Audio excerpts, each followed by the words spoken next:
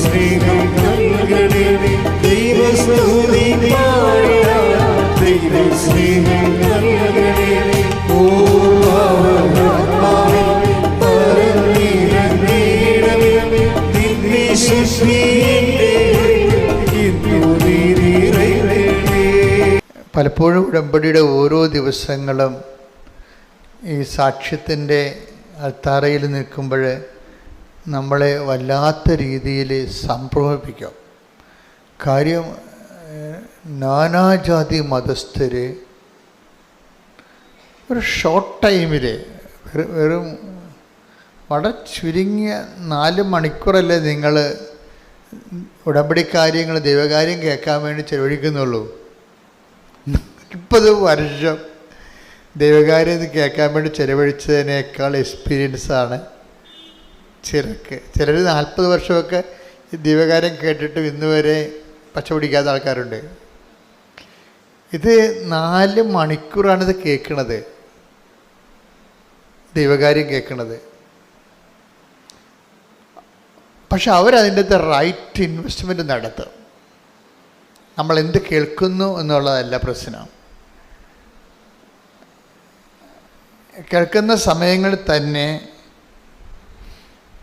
നമ്മൾക്ക് അതിൻ്റെ സംശയങ്ങൾ ഓട്ടോമാറ്റിക്കായിട്ട് നിവാരണം ചെയ്യപ്പെടണം. ഈ ദൈവം നമ്മളെ പഠിപ്പിക്കുന്ന ഒരു രീതിയുണ്ട്. ചിലപ്പോൾ ഞാനായിരിക്കും അവിടെ നിന്നുകൊണ്ട് ഈശോയുടെ നാമത്തിൽ സംസാരിക്കണത്. പക്ഷേ ചിലർ ഇതിൻ്റെ അകത്ത് ഈ അതായത് take the bread of God അവരെല്ലാവരും ദൈവത്താൽ പഠിപ്പിക്കപ്പെടും. ശ്രദ്ധിക്കട്ടെ. ഹല്ലേലൂയ. യോഹന്നാൻ 6:45 അവരെല്ലാവരും ദൈവത്താൽ പഠിപ്പിക്കപ്പെട്ടവരാകുമെന്ന് പ്രവാചക ഗ്രന്ഥങ്ങളിൽ എഴുതപ്പെട്ടിരിക്കുന്നു. ഇപ്പം എല്ലാവരുമാണ്, അല്ലാതെ കുറച്ച് പേര് സെമിനാരി ചേർന്ന് വൈദിക വിദ്യാർത്ഥികളായിട്ട് കുറേ 10 കൊല്ലം പഠിക്കണ അങ്ങനെയുള്ള കക്ഷികൾ മാത്രമല്ല. ദൈവത്തിൻ്റെ വാക്കുകൾ വളരെ സുതാര്യവും ലളിതവും ഹ്രസ്വവും ആണ്. എന്താണ്? അവരെല്ലാവരും ദൈവവചനം കേൾക്കുന്ന എല്ലാവരും ദൈവത്താൽ പഠിപ്പിക്കപ്പെടാനുള്ള സാധ്യതയുണ്ട്. എപ്പോഴും നമ്മൾ ആ സാധ്യത മനസ്സിലാക്കണം. ഞങ്ങളൊക്കെ വചനം പറയുമ്പോഴും നിങ്ങളവർക്ക് ജോസഫ് വചനമല്ല, ഞാനതിന് ശബ്ദം നൽകുന്ന മാത്രമേ ഉള്ളൂ.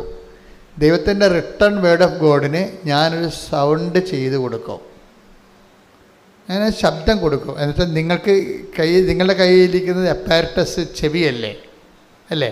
അപ്പം ചെവിക്ക് പറ്റുന്ന രീതിയിൽ ഞാൻ ഇനി ശബ്ദം കൊടുക്കാൻ, ശബ്ദസംബന്ധമായ കാര്യങ്ങളല്ലേ ചെവി അക്സെപ്റ്റ് ചെയ്യത്തുള്ളൂ. അപ്പോൾ എന്നെ സംബന്ധിച്ചിടത്തോളം ഞാൻ എന്താ ചെയ്യണത്? ദൈവത്തിൻ്റെ വാക്കുകൾ എടുത്തിട്ട് നിങ്ങളുടെ ചെവിക്കും എൻ്റെ ചെവിക്കും പറ്റുന്ന രീതിയിൽ ഞാൻ അതിനെ ശബ്ദം കൊടുക്കും അതിന്. അപ്പം നിങ്ങളത് കേൾക്കുകയാണ് ചെയ്യണത്. അപ്പോൾ ചിലരെന്ത് ചെയ്യും, അത് മനുഷ്യനാൽ പഠിപ്പിക്കുന്ന പോലെയും ആകും, ദൈവത്താൽ പഠിപ്പിക്കുന്ന പോലെയും ആകും. ഇപ്പം നിങ്ങളൊരു 100 പേരുണ്ടെന്ന് വിചാരിച്ചോ, 50 പേർക്ക് ഞാൻ ജോസഫ് അച്ഛൻ പഠിപ്പിച്ച പോലെയാവും, മനുഷ്യൻ പഠിപ്പിച്ച പോലെയാവും. 50 പേർക്ക് ദൈവം പഠിപ്പിച്ച പോലെയാവും. അതെങ്ങനെ അറിയാൻ പറ്റും? ചിലർക്ക് കേൾക്കുമ്പോൾ തന്നെ സംശയങ്ങൾ ഓട്ടോമാറ്റിക്കായിട്ട് മാറിക്കൊണ്ടിരിക്കും. ചിലർക്ക് സംശയങ്ങൾ വന്നുകൊണ്ടിരിക്കും. ഇതാണ് സംഭവം. ഈ സംശയങ്ങൾ വന്നുകൊണ്ടിരിക്കുമ്പോൾ അവർക്ക് ക്ലാരിഫിക്കേഷൻ കിട്ടണില്ല എന്നർത്ഥം. ക്ലാരിഫിക്കേഷൻ കിട്ടണില്ല. നമ്മൾ ഇരുട്ടത്ത് ഇറങ്ങി നടക്കുകയാണ്, നമുക്ക് വ്യക്തമായിട്ട് കാണാൻ പറ്റണില്ല എന്നുണ്ടെങ്കിൽ നടക്കാൻ പറ്റില്ല നമുക്ക്, അല്ലേ? നമുക്ക് ഇരുട്ടത്ത് നടക്കണം, അത് പവർ കട്ടാണെന്ന് വിചാരിച്ചോ, നമുക്ക് വ്യക്തമായിട്ട് കാണാൻ പറ്റണില്ലെങ്കിൽ നമുക്ക് നടക്കാൻ പറ്റത്തില്ല. കാര്യം വചനത്തെ സംബന്ധിച്ചിടത്തോളം വചനത്തെക്കുറിച്ചുള്ള ഒരു വാക്യമെന്ന് പറയണത്, ദൈവത്തിൻ്റെ വചനം തൻ്റെ പാദങ്ങൾക്ക് ദീപവും പാതയിൽ പ്രകാശവുമാണ്. Take the word of God. 119 സങ്കീർത്തനം 105 തിരുവചനം. 119 സങ്കീർത്തനം 105 തിരുവചനം. അങ്ങയുടെ വചനം, അങ്ങയുടെ വചനം എന്റെ പാദത്തിന് വിളക്കും പാതയിൽ പ്രകാശവുമാണ്. അപ്പം ഓരോ വചനത്തിൻ്റെയും അതിൻ്റെ മിഷൻ, അതിൻ്റെ മിഷൻ എന്താണ്, ദൗത്യം, വചനത്തിൻ്റെ ദൗത്യം എന്താണ്? ഓരോ വചനവും അങ്ങയുടെ വചനം എൻ്റെ പാദത്തിന് വിളക്കും, എന്താണ്, പാതയിലെ പ്രകാശവുമാണ്. എന്നുവെച്ചാൽ ഞാൻ നടക്കേണ്ട വഴി നിൻ്റെ മുഖത്ത് നോക്കി ഞാൻ ഉപദേശിക്കുമെന്ന് പറഞ്ഞ വചനത്തിൻ്റെ കൂടെയാണ് ഇത് പോണത്. Take the word of God, ഞാൻ നടക്കേണ്ട വഴി. ശ്രദ്ധിക്കട്ടെ. ഹല്ലേലൂയ ഹല്ലേലൂയ ഹല്ലേലൂയ ഹല്ലേലൂയ ഹല്ലേലൂയ. 32-ാം സങ്കീർത്തനം 8-ാം തിരുവചനം. സങ്കീർത്തനം 32:8. ഞാൻ നിന്നെ ഉപദേശിക്കാം, ഞാൻ നിന്നെ ഉപദേശിക്കാം, നീ നടക്കേണ്ട വഴി കാണിച്ചു തരാം, കാണിച്ചു തരാം. ഞാൻ നിന്റെ മേൽ ദൃഷ്ടി ഉറപ്പിച്ച്, നിന്റെ മേൽ ദൃഷ്ടി ഉറപ്പിച്ച് നിന്നെ ഉപദേശിക്കാം. ഇപ്പം എല്ലാ ഈച്ച് ആൻഡ് എവരി ഡിസിഷന്, തീരുമാനങ്ങൾക്കെല്ലാം കറസ്പോണ്ടിങ് ലൈറ്റ് ഓഫ് വേർഡ് ഉണ്ട്. പ്രകാശത്തിൻ്റെ വചനങ്ങളുണ്ട്. Light of the world, light of the word, പ്രകാശത്തിൻ്റെ വചനം. അതായത് ഓരോ വിഷയത്തിനും അതിനാവശ്യമായ ലൈറ്റ് കിട്ടണമെന്നുണ്ടെങ്കിൽ അതിൻ്റെ ആവശ്യമായ വചനം നമ്മൾ അറിഞ്ഞിരിക്കണം. ഉടമ്പടിയിലെ ഒരു പ്രധാനപ്പെട്ട എക്സസൈസ് എന്താണ്? അരമണിക്കൂർ വചനം വായിക്കുക. പിന്നെന്താണ്? ഉടമ്പടി ധ്യാനം എല്ലാ ദിവസവും കൂടുക. ഇപ്പം അഡീഷണലായിട്ട് വെച്ചിരിക്കണത് എന്താണ്? Daily bread. അല്ലാതെ ഉടമ്പടിയുടെ പരിസരങ്ങളെ എല്ലാം അറിയണമെന്നുണ്ടെങ്കിൽ, ഉടമ്പടി ആക്ടിവേറ്റ് ചെയ്യുന്ന പ്രിൻസിപ്പിൾസ് അറിയണമെന്നുണ്ടെങ്കിൽ ഉടമ്പടി വിഹിതമായ വചനങ്ങൾ അറിയണം നമ്മൾ. ഉടമ്പടി വിഹിതമായ വചനങ്ങൾ, ഉടമ്പടി വിഹിതമായ വചനങ്ങളാണ് ഉടമ്പടി ജീവിതത്തിൻ്റെ വെളിച്ചമായിട്ട് വരണത്. നമ്മുടെ ഉടമ്പടി ജീവിത പാതയിൽ വെളിച്ചമായിട്ട് വരണത് ഉടമ്പടി വിഹിതമായ വചനങ്ങളാണ്. അതുകൊണ്ടാണ് അരമണിക്കൂർ വചനം വായിക്കണമെന്ന് പറയുമ്പോൾ ഉടമ്പടി വചനമാണ് നമ്മൾ വായിക്കേണ്ടത്. കഴിഞ്ഞ ദിവസങ്ങളിൽ ഇവിടെ ഒരു കുഞ്ഞൊരു സാക്ഷ്യം പറഞ്ഞു. ഒരു കൊതമംഗലത്തിലൊരു കൊച്ചുണ്ട്, എൻ്റെ പേര് ഞാൻ പറഞ്ഞേ. അവൻ സാക്ഷ്യം പറഞ്ഞ അവന് ബൈബിൾ അവരുടെ ജില്ലയിൽ ബൈബിൾ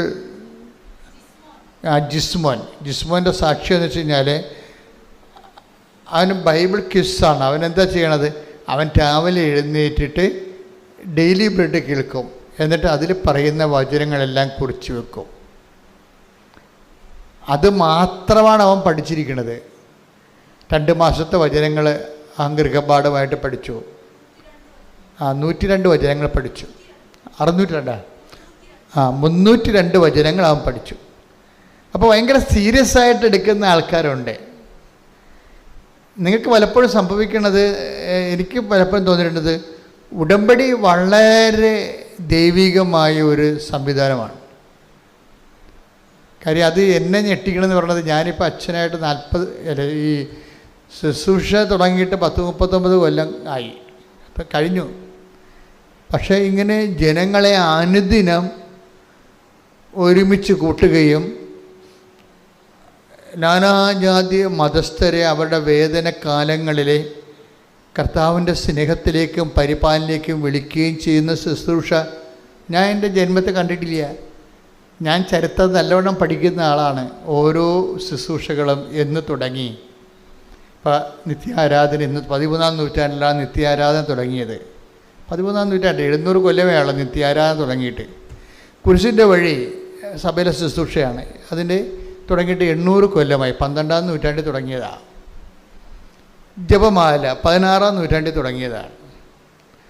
പക്ഷേ ഇതെല്ലാം അനുവർത്തിക്കുന്നത് ആരാണ്? Those who are meant. അത് ആരാണ് ഇതോടെ മെൻറ്റ്? കാത്തലിക്സാണ് ശരിക്കും പറഞ്ഞത്.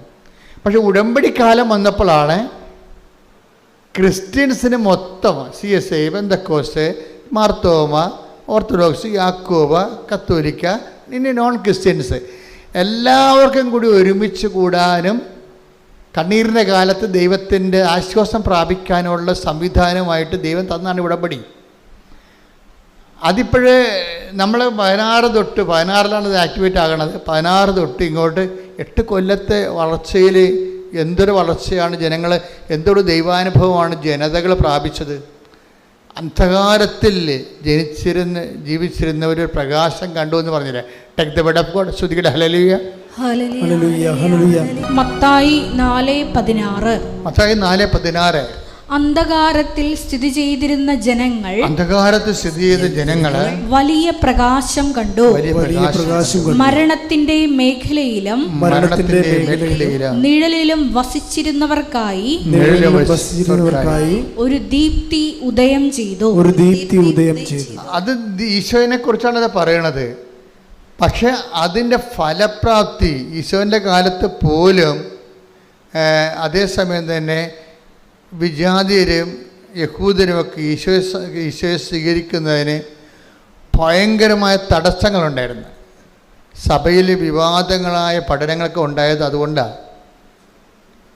ചില യഹൂദന്മാരായിട്ടുള്ള ആൾക്കാർ ക്രിസ്ത്യാനിലേക്ക് വന്നപ്പോൾ ഈ ക്രിസ്ത്യാനിസായിട്ടുള്ള പത്തോസിനെപ്പോലുള്ളവർ പറഞ്ഞു, നിങ്ങൾ ആദ്യം ഈ വിജാതിയരായിട്ടുള്ള ആൾക്കാർ ക്രിസ്ത്യാനിലേക്ക് വന്നപ്പോൾ പത്തോസ് ആദ്യം പറഞ്ഞു, നിങ്ങൾ ആദ്യം യഹൂദരാകണം, പിന്നെ നിങ്ങൾ സർക്കംസിഷനൊക്കെ ചെയ്യണം, ഛേദനാചാരം ചെയ്യണം, എന്നിട്ട് ക്രിസ്ത്യനായിട്ട് ബാപ്റ്റിസ്റ്റ് ചെയ്യാൻ പറ്റത്തുള്ളൂ എന്നൊക്കെ സങ്കീർണങ്ങളായ പഠനങ്ങളൊക്കെ വന്നു. അതിനോട് ബന്ധപ്പെട്ട് ഇതുപോലെ കാഴ്ചപ്പാടുകളുടെ വിഷയമങ്ങൾ കാരണം ഒത്തിരി ആര്യനിസം അങ്ങനെയൊക്കെ കുറേ അധികം പാഷാണ്ഡതകളും സിസ്റ്റമുകളൊക്കെ സഭയിലുണ്ടായി. പിന്നെ സഭയുടെ കുറേ പണി തന്നെ ഇതിന് മറുപടി പറഞ്ഞ് നടക്കുന്നതായിരുന്നു. കുറേ നൂറ്റാണ്ടുകൾ തന്നെ അങ്ങനെ പോയിട്ടുണ്ട്. പക്ഷേ ഉടമ്പടിയെ സംബന്ധിച്ചിടത്തോളം അങ്ങനെ ഒരു വിവാദമില്ല. എന്താണ്? സിമ്പിളാണ്, എല്ലാവർക്കും സിമ്പിളാണ്. ഫസ്റ്റ് ഫ്രഷ് കമേഴ്സിന് വരെ എന്താണ്, വേറെ ഒന്നുമില്ല, അവൻ പറയണ പോലെ ചെയ്യുക, അത്രയേ ഉള്ളൂ. വീഞ്ഞില്ല, വെള്ളമില്ല, ജോലിയില്ല, ജീവിതമില്ല എന്നൊക്കെ പറയുമ്പോൾ ആർക്ക് വേണമെങ്കിലും ജീവിതം തിരിച്ചു പിടിക്കാം. എത്ര സാമ്പത്തികമായ ബാധ്യതകൾ കിടന്നവരും രോഗമൂർച്ഛയിൽ കിടക്കുന്നവർക്കും ആരോഗ്യത്തേക്ക് തിരിച്ചു വരാം. സിമ്പിളായിട്ടൊരു കാര്യം ചെയ്താൽ മതി. എന്താണ്? സുവിശേഷവിഹിതമായി ജീവിതം പുനഃക്രമീകരിക്കണം. നിങ്ങൾ നിങ്ങളുടെ മതത്തിൽ തുടരുകയോ അല്ലെങ്കിൽ നിങ്ങളുടെ സംസ്കാരം തുടരുകയോ അതൊന്നും ഉടമ്പടി അവിടെ വന്ന് ആരെയും ഡിസ്റ്റർബ് ചെയ്യത്തില്ല. നിങ്ങളോട് എന്താ പറയണത്? നിങ്ങൾ ക്രിസ്തുവിൻ്റെ ഈ ഉടമ്പടിയിലാണ് നിങ്ങൾ ആശ്രയിക്കുന്നുണ്ടെങ്കിൽ അതിൻ്റെ അവലംബം എന്ന് പറയുന്നത് ക്രിസ്തുവിൻ്റെ വചനങ്ങളാണ്. അത്രേ ഉള്ളൂ, സിമ്പിളാണ്. ഉടമ്പടിയിലാണ് നിങ്ങൾ ആശ്രയിക്കണമെന്നുണ്ടെങ്കിൽ അതിൻ്റെ അവലംബങ്ങൾ ക്രിസ്തുവിൻ്റെ വചനങ്ങളാണ്. അത് അനുസരിച്ച് ചെയ്യുമ്പോൾ പിന്നെ എല്ലാം ദൈവത്തിൻ്റെ വാഗ്ദാന പ്രകാരമാണ് നടക്കുന്നത്, അല്ലാതെ സഭയുടെ പഠനങ്ങളനുസരിച്ചല്ല. അതായത് വ്യത്യാസം അതാണ്. അതുകൊണ്ടാണ് ഞാൻ നോൺ ക്രിസ്ത്യൻസിനെ ഡിസ്റ്റർബ് ചെയ്യാത്തതിൻ്റെ കാരണം. നിങ്ങൾക്കുണ്ടാകുന്ന ദൈവാനുഭവങ്ങൾ ഇപ്പം ഞങ്ങൾക്ക് കാത്തലിക്സ് സഭയുടെ പഠനങ്ങൾക്കാണ് പ്രധാനം. ദൈവവചനം പോലെ പ്രാധാന്യമാണ് സഭയുടെ പഠനങ്ങൾക്കും. കാര്യം ഞങ്ങൾക്ക് അതിൻ്റെ ആ മേഖലയിൽ ഞങ്ങൾക്ക് കൂടുതൽ ബോധ്യങ്ങൾ തന്നിട്ടുണ്ട് സഭ. നിങ്ങളെ സംബന്ധിച്ചിടത്തോളം നിങ്ങൾ ഫ്രഷ് കമേഴ്സാണ് വരണത്. നിങ്ങളെ സംബന്ധിച്ചിടത്തോളം എന്താ സംഭവം? നിങ്ങളുടെ ആധാരങ്ങൾ എന്താണ്? വചനമാണ് നിങ്ങളുടെ ആധാരം. നിങ്ങളുടെ അവലംബം എന്താണ്? ആ വചനം അവൻ പറയണ പോലെ ചെയ്യുന്നതാണ്. അപ്പം നിങ്ങളുടെ റിസ്ക് തീർന്ന്, നിങ്ങൾക്ക് കടമാണ്, രോഗമാണ്, നിങ്ങളുടെ ജീവിതത്തിൽ സമാധാനമില്ല, നിങ്ങളതിൻ്റെ അകത്ത് ആശ്രയം വെച്ചിരിക്കുന്നത് ഉടമ്പടിയാണ്. ഉടമ്പടി അവലംബങ്ങളെന്ന് പറയുന്നത് കർത്താവിൻ്റെ വചനങ്ങളാണ്.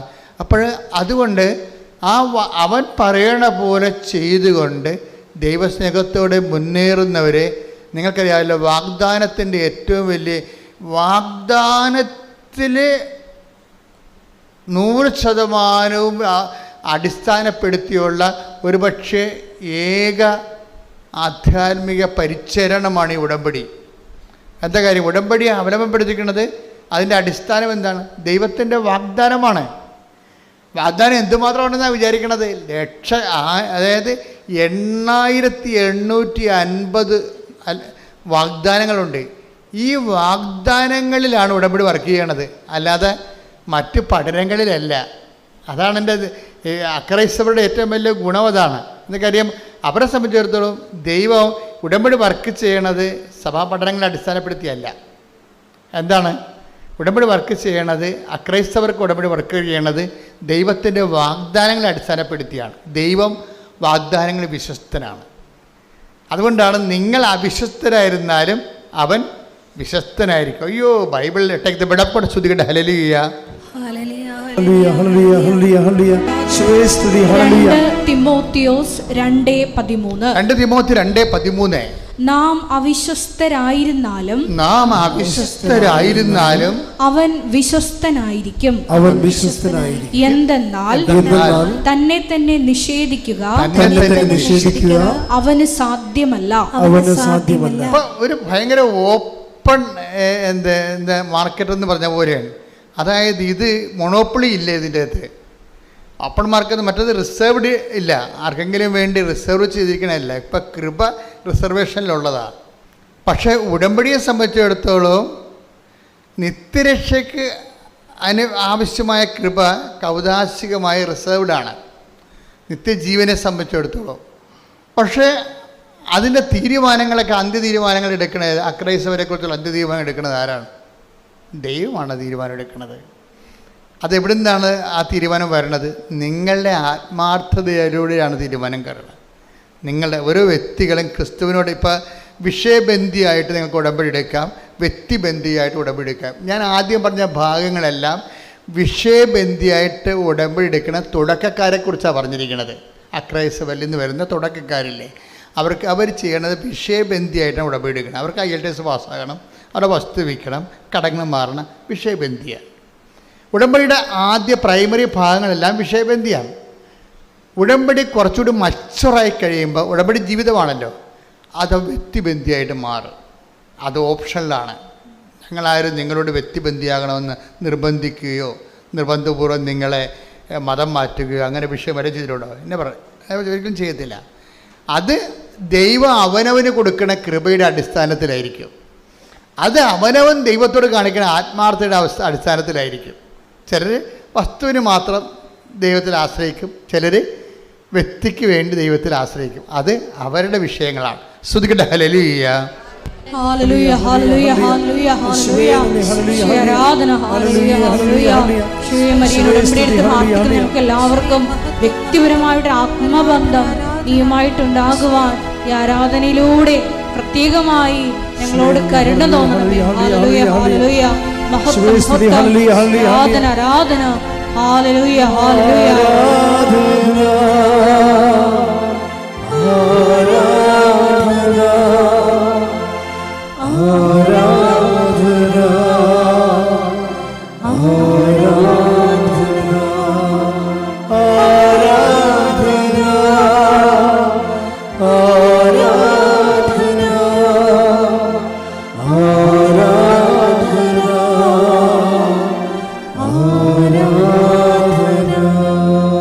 പക്ഷേ എൻ്റെ മക്കളോട് പറഞ്ഞിരിക്കണത് എന്താണ്? ഉടമ്പടി എന്ന് പറയണത് ബേസിക്കായിട്ട് അതിൻ്റെ ബേസ്മെൻ്റ് എന്ന് പറയണത് ആധാരം. ഇപ്പം നമ്മുടെ സ്ഥലത്തിനൊക്കെ ഇത് എൻ്റെ സ്ഥലമാണെന്ന് പറഞ്ഞാൽ ഉടനെ ചോദ്യം എന്താണ്? എന്ത് ആധാരമെന്ന് ചോദിക്കും. എന്താണ് അതിന്? സ്ഥലത്തിന് നമ്മൾ ആധാരം എന്നാണ് പറയണത്. ഇപ്പം നിങ്ങൾ ഇന്ത്യൻ പൗരനാണെന്ന് പറഞ്ഞാൽ എന്താണ് ആധാരം? അതിനാണ് ആധാർ കാർഡ് എന്ന് പറയണത്. ബേസ്മെൻ്റ് എന്താണ്? അതിൻ്റെ അടിസ്ഥാനം എന്താ? നിങ്ങൾ ഇന്ത്യക്കാരനാണ്, അടിസ്ഥാനം എന്താണ്? കാർഡ് കാണിക്കാം, നമുക്ക് ആധാർ കാർഡ് കാണിക്കാം. അതുപോലെ തന്നെ ഇതുപോലെ തന്നെ സ്ഥലം, നിങ്ങളുടെ സ്ഥലമാണിത് എന്ന് പറഞ്ഞു കഴിഞ്ഞാൽ ആധാരം. അപ്പോൾ നമുക്ക് ആധാരം ഉണ്ടതിന്. ഉടമ്പടിയുടെ ആധാരം എന്താ? ഉടമ്പടി ആധാരം എന്താ? നിങ്ങൾ ഉടമ്പടി ചെയ്തിട്ടില്ലേ ദൈവമായിട്ട്? അപ്പോൾ അതിൻ്റെ ആധാരം എന്താ? ദൈവത്തിൻ്റെ വാഗ്ദാനമാണ്. ആ വാഗ്ദാനം നിങ്ങൾ പ്രാപിക്കണമെന്നുള്ളതിന് നിർബന്ധം എന്താ? ഞാൻ ആ വാഗ്ദാനത്തിന് പറ്റുന്ന രീതിയിൽ അതിൻ്റെ നിബന്ധനകളെ പാലിക്കുന്നുണ്ട്. അതാണ് സംഭവം. സിമ്പിളല്ലേ? ദൈവത്തിൻ്റെ വാഗ്ദാനങ്ങളുണ്ട്. ഓക്കെ, നിങ്ങളുടെ ഉടമ്പടി അവലംബം എന്താണ്? അത് ദൈവത്തിൻ്റെ വാഗ്ദാനമാണ്. ദൈവത്തിൻ്റെ വാഗ്ദാനം നിങ്ങൾക്ക് കിട്ടണമെന്ന് എന്താ നിർബന്ധം? അത് ഞാൻ നിബന്ധനകൾ പാലിക്കുന്നുണ്ട്. അതാണ് വിഷയം. അച്ചാൽ നിബന്ധനകൾ പാലിച്ചാൽ വാഗ്ദാനം പ്രാപിക്കാൻ പറ്റുമെന്നും ദൈവത്തിൻ്റെ വാഗ്ദാനമാണ്. ശ്രുതിക്കട്ടെ. ഹല്ലേലൂയ, ഹല്ലേലൂയ, ഹല്ലേലൂയ, ഹല്ലേലൂയ. ഉടമ്പടി നിബന്ധനകൾ പാലിച്ചുകൊണ്ട് വാഗ്ദാനങ്ങൾ കരയറ്റുവാൻ ഈ ആരാധനയിലൂടെ പ്രത്യേകം കരുണയാകണമേ. ഹല്ലേലൂയ, ഹല്ലേലൂയ.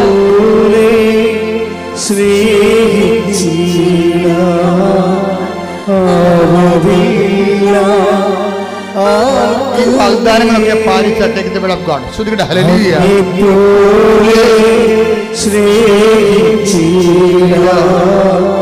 ആവതില്ല ആർക്കുമേ ജീവനേ സുന്ദരനേ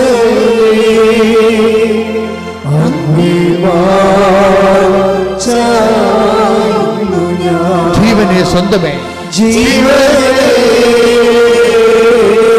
സുന്ദരനേ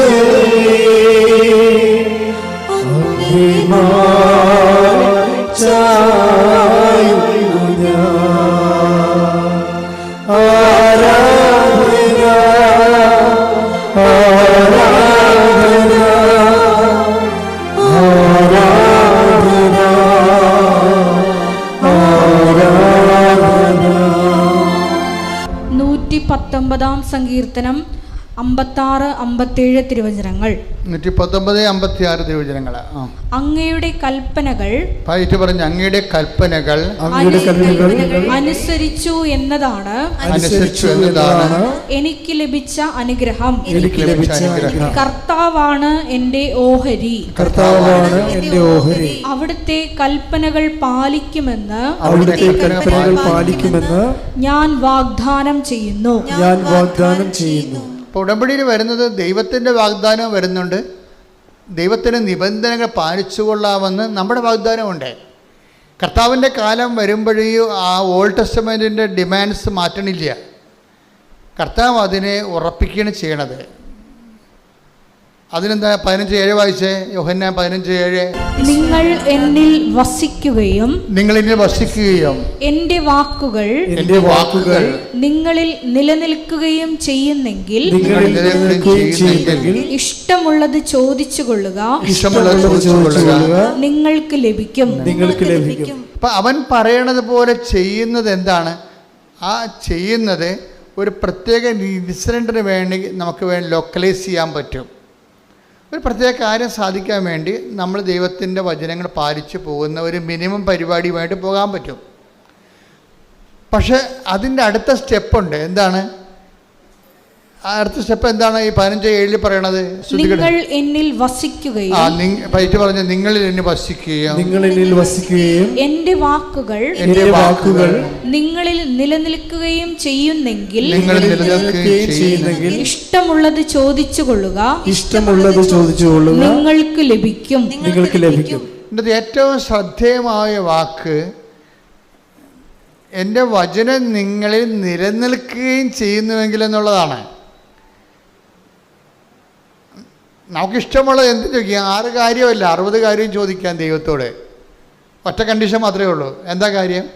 വചനത്തിൽ നിങ്ങളെ നിലനിൽക്കണം. അപ്പോൾ ഈ ആഴ്ച നിലനിന്ന് അടുത്ത ആഴ്ച നിങ്ങളുടെ രീതിയിൽ പോയി കഴിഞ്ഞാൽ ഉടമ്പടി ബ്രേക്ക് ആവും. അതെപ്പോഴും നമ്മൾ ശ്രദ്ധിച്ച് മനസ്സിലാക്കണം. ഈ ആഴ്ച നമ്മൾ നിലനിൽക്കും, അടുത്ത ആഴ്ച അത് എപ്പോഴും ഉടമ്പടിയുടെ പഠനങ്ങളുടെ ഏറ്റവും പ്രധാന കണ്ടിന്യൂറ്റി, അത് പ്രധാനപ്പെട്ട വിഷയമാണ്. അതായത് ഉടമ്പടിയിൽ ഇപ്പം നിങ്ങൾ ഓർക്കും, ഞാൻ ഈ വെള്ളമൊക്കെ അടിക്കുന്ന ആളാണ്, അപ്പം ഇപ്പോൾ കൊച്ചിന് എൻ്റെ മകന് കാനഡയിൽ പോയി അവൻ്റെ PR കിട്ടാൻ വേണ്ടി ഞാനിനി കുറച്ച് നാളത്തേക്ക് വെള്ളമടിക്ക് നിർത്താം എന്ന് പറഞ്ഞാൽ അങ്ങനെയുള്ള ഒരു അഡ്ജസ്റ്റ്മെൻറ്റിന് ഉടമ്പടി വഴങ്ങത്തില്ല. നിങ്ങൾ ദൈവത്തെ ഇങ്ങനെ ഇതുപോലെ ഇച്ഛ വരപ്പിക്കും ദൈവത്തിന് അറിയാവുന്ന കാരണം അതുകൂടി കവർ ചെയ്താൽ പറയണത്. നിങ്ങൾക്ക് ഇഷ്ടമുള്ള ചോദിക്കാം, പക്ഷേ എന്താ പ്രശ്നം? വചനത്തിൽ നിങ്ങളെ കണ്ടിന്യൂറ്റി നിലനിൽക്കണം. പ്രാർത്ഥിക്കുക, കർത്താവായ ദൈവമേ, അങ്ങയുടെ വചനത്തിൽ നിലനിൽക്കാൻ ആവശ്യമായ ദൈവസ്നേഹത്താൽ എന്നെ നിറക്കണമേ. ഇവിടെയാണ് ഞങ്ങൾ നിങ്ങൾക്ക് പരിചരണങ്ങൾ നൽകണത്. എന്താണ്? ഓരോ തരത്തിലുള്ള ഗൃഹപാഠങ്ങൾ നൽകും, ഇല്ലേ? പത്രം കൊടുക്കാൻ പറയും, രോഗികളെ പോയി കാണാൻ പറയും. അതെന്തിനാണ് ഗൃഹപാഠങ്ങൾ നൽകണത്? അതെല്ലാം എല്ലാം ഉദ്ദേശം അത് ചെയ്യുമ്പോൾ നിങ്ങൾക്ക് പറ്റുന്ന അബദ്ധം, നിങ്ങൾ ആ ഒരു വിഷയത്തിന് വേണ്ടി വിഷയബന്ധിയായിട്ട് ചെയ്യും. അതൊന്ന് ഈ നമ്മൾ പ്രേക്ഷിത പ്രവർത്തനങ്ങൾ വിഷയബന്ധിയാകുമ്പോൾ ഉണ്ടാകുന്ന ഡ്രൈനെസ് ഭയങ്കരമാണ്. പ്രേക്ഷിത പ്രവർത്തനങ്ങൾ എപ്പോഴും വിഷയബന്ധി അല്ല. കാരണം നിങ്ങളുടെ IELTS-നോ നിങ്ങളുടെ മകളെ കെട്ടിക്കാനോ കെട്ടിച്ച മകൾക്ക് കുഞ്ഞുങ്ങളുണ്ടാകാനോ ഉള്ള വിഷയമായിട്ട് ബന്ധിയല്ല പ്രേക്ഷിത പ്രവർത്തനം. പ്രേക്ഷിത പ്രവർത്തനം വിഷയബന്ധിയല്ല. പലർക്കും പറഞ്ഞ അബദ്ധം അവിടെയാണ്. അവർ വിഷയബന്ധിയായിട്ടാണ് എന്താണ് ഞാനിങ്ങനെ പത്രം കൊണ്ട് കൊടുത്ത് പ്രാദേശിക പ്രവർത്തനങ്ങൾ ചെയ്യുന്നു, എനിക്ക് അതെന്താ ഉദ്ദേശിക്കണം, അവർക്ക് PR കിട്ടണം, അല്ലെങ്കിൽ അവരുടെ വസ്തു വിറ്റ് കിട്ടണം, അല്ലെങ്കിൽ അവർക്ക് വീട് വെക്കണം, അതിനു വേണ്ടി അവർ ചെയ്യണം. അപ്പോൾ പ്രേക്ഷിത പ്രവർത്തനം വിഷയബന്ധിയായി പോകും. അപ്പോഴേ ഡ്രൈവ് വരും. എന്താ ചെയ്യേണ്ടത്? പ്രേക്ഷിത പ്രവർത്തനം എന്ത് ചെയ്യണം? വ്യക്തിബന്ധിയായിരിക്കണം. അതെപ്പോഴും നമ്മൾ ശ്രദ്ധിക്കണം. പ്രേക്ഷിത പ്രവർത്തനം ഉടമ്പടി തെറ്റുവരാൻ സാധ്യതയുള്ള അതിനാണ്. പ്രേക്ഷിത പ്രവർത്തനങ്ങൾ വ്യക്തിബന്ധിയായിരിക്കണം. എന്താ കാര്യം? കർത്താവിൻ്റെ കൽപ്പനയാണ് ഇതെല്ലാമെങ്കിലും ആ കൽപ്പന പാലിക്കണത് ഒരു വിഷയത്തെ അടിസ്ഥാനപ്പെടുത്തിയല്ല, വ്യക്തിയെ അടിസ്ഥാനപ്പെടുത്തിയാണ്. അതാണ് ഈശോ പറഞ്ഞത്, എന്നെ സ്നേഹിക്കുന്നവനാണ് എൻ്റെ കൽപ്പന. അതാണ് വിഷയം. യോഹന്നാൻ 14:23. യോഹന്നാൻ 14:23. എന്നെ സ്നേഹിക്കുന്നവൻ എന്റെ വചനം പാലിക്കും. അപ്പോൾ എന്റെ പിതാവ് അവനെ സ്നേഹിക്കുകയും ഞങ്ങൾ അവന്റെ അടുത്ത് വന്ന് അവനിൽ വാസമുറപ്പിക്കുകയും ചെയ്യും. അപ്പോൾ ആരാണ് അവൻ പറയണ പോലെ ചെയ്യാൻ പറയുമ്പോൾ ആരാണ് അവൻ പറയണ പോലെ ചെയ്യണത്? എന്നെ സ്നേഹിക്കുന്നവനാണ്. യോഹന്നാൻ 14:23 ഇതിൻ്റെ ഫണ്ടമെൻ്റൽ വചനമാണ്. എന്താ കാര്യം പറഞ്ഞേ? എന്നെ സ്നേഹിക്കുന്നവൻ എന്റെ വചനം പാലിക്കും.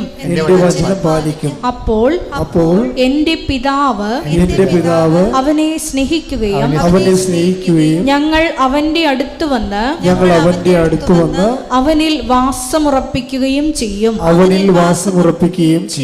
അപ്പോഴേ ഉടമ്പടി അവൻ പറയണ പോലെ ചെയ്യുന്നതാണെങ്കിലും ഈ അവൻ പറയുന്ന പോലെ ചെയ്യുന്ന ആ ചെയ്ത്തില്ലേ, ആ കർമ്മം അടിസ്ഥാനപ്പെടുത്തിയിരിക്കേണ്ടത് വിഷയബന്ധിയായിട്ടല്ല.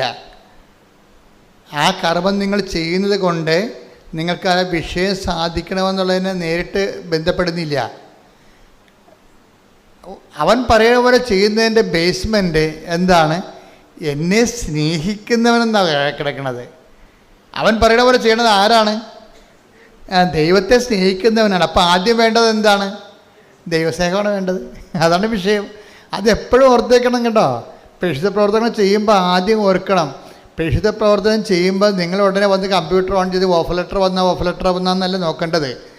നിങ്ങൾ ആദ്യം നോക്കേണ്ടത് ഞാനീ ചെയ്യണത് ഔട്ട് ഓഫ് ലവ് ആണോ, ദൈവസ്നേഹത്തോടെയാണോ? എന്താ കാര്യം വെച്ച് കഴിഞ്ഞാൽ ഈ ദൈവസ്നേഹത്തോട് ചെയ്ത് കഴിഞ്ഞാലുള്ള ഗുണമെന്ന് വെച്ച് കഴിഞ്ഞാൽ അവിടെ ക്യാഷ് ആൻഡ് കൈൻഡ് ആയിട്ടുള്ള അനുഗ്രഹം വരണത് വൈ ദ വെരി പ്രസൻസ് ആയിട്ടാണ് വരണത്. ഇപ്പം നിങ്ങൾക്ക് മഴവില്ല് കാണണം, നിങ്ങൾക്ക് മുല്ലപ്പൂവിൻ്റെ സുഗന്ധം കേൾക്കണം എന്നൊക്കെ ആർക്കാണ് കൊതിയില്ലാത്തത്? അതെല്ലാം പക്ഷെ അതെല്ലാം പ്രസൻസിൻ്റെ ഇഫക്റ്റാണ്. ജോൺ പോൾ മാർപ്പാപ്പ സ്വപ്നത്തിൽ പ്രത്യക്ഷപ്പെട്ടു, ജോസഫ് അച്ഛൻ പ്രത്യക്ഷപ്പെട്ടു എന്നൊക്കെ പറഞ്ഞ ആൾക്കാർ പറയുന്നില്ലേ? അതെല്ലാം ദൈവത്തിൻ്റെ പരിപാലനയുടെ രീതിയിലുള്ള ഓരോ പ്രസൻസാണ്. പക്ഷേ ഈ പ്രസൻസിലേക്ക് വരണത് എങ്ങനെയാണ്? അതായത് ആ 14:26 തന്നെയാണ് എൻ്റെ വചനം. അതായത് നിങ്ങൾ എന്നെ സ്നേഹിക്കുകയും പറഞ്ഞേ, നിങ്ങൾ എന്നെ സ്നേഹിക്കുകയും അതുവഴി എൻ്റെ വചനങ്ങൾ പാലിക്കുകയും ചെയ്യുമ്പോൾ ഞങ്ങൾ വന്ന് നിങ്ങളിൽ വാസമുറപ്പിക്കും. അതാണ് പ്രസൻസ് എന്ന് പറയുന്നത്. ഉടമ്പടിയിൽ പ്രസൻസ്. നിങ്ങൾക്ക് വേണമെങ്കിൽ എങ്ങനെ വേണമെങ്കിലും മുല്ലപ്പൂവിൻ്റെ സുഗന്ധം കേൾക്കുകയോ മഴവില്ല് കാണുകയോ സ്വപ്നം കാണുകയോ ദർശനം കിട്ടുകയോ ചെയ്യും. ചെയ്യണമെന്നുണ്ടെങ്കിൽ പ്രസൻസിൻ്റെ ഫോർമുല കറക്റ്റ് ചെയ്യണം. ആ വചനം ഒന്നിട്ട് വായിച്ചേ. എന്നെ സ്നേഹിക്കുന്നവൻ എന്റെ വചനം പാലിക്കും. അപ്പോൾ എന്റെ പിതാവ് അവനെ സ്നേഹിക്കുകയും ഞങ്ങൾ അവന്റെ അടുത്ത് വന്ന് അവനിൽ വാസമുറപ്പിക്കുകയും ചെയ്യും. അതാണ് സാന്നിധ്യം എന്ന് പറയണത്. ഇപ്പം അവനെ സ്നേഹിക്കുമ്പോൾ ഉണ്ടാകുന്ന പ്രശ്നമെന്ന് പറയണത് നമുക്ക് ഒരിക്കലും ദൈവത്തെയും മാമോനെയും ഒരുമിച്ച് സ്നേഹിക്കാൻ പറ്റത്തില്ല. അവിടെയാണ് ഒരു വഴിപിരിയൽ വരണത്. അവിടെ വെച്ച് വഴിപിരിയും. നമുക്ക് ക്രിസ്തുവിനെ സ്നേഹിക്കാമെന്ന് പറഞ്ഞിട്ട് പിശാചെ കയ്യെ പിടിച്ച് നടക്കാൻ പറ്റത്തില്ല.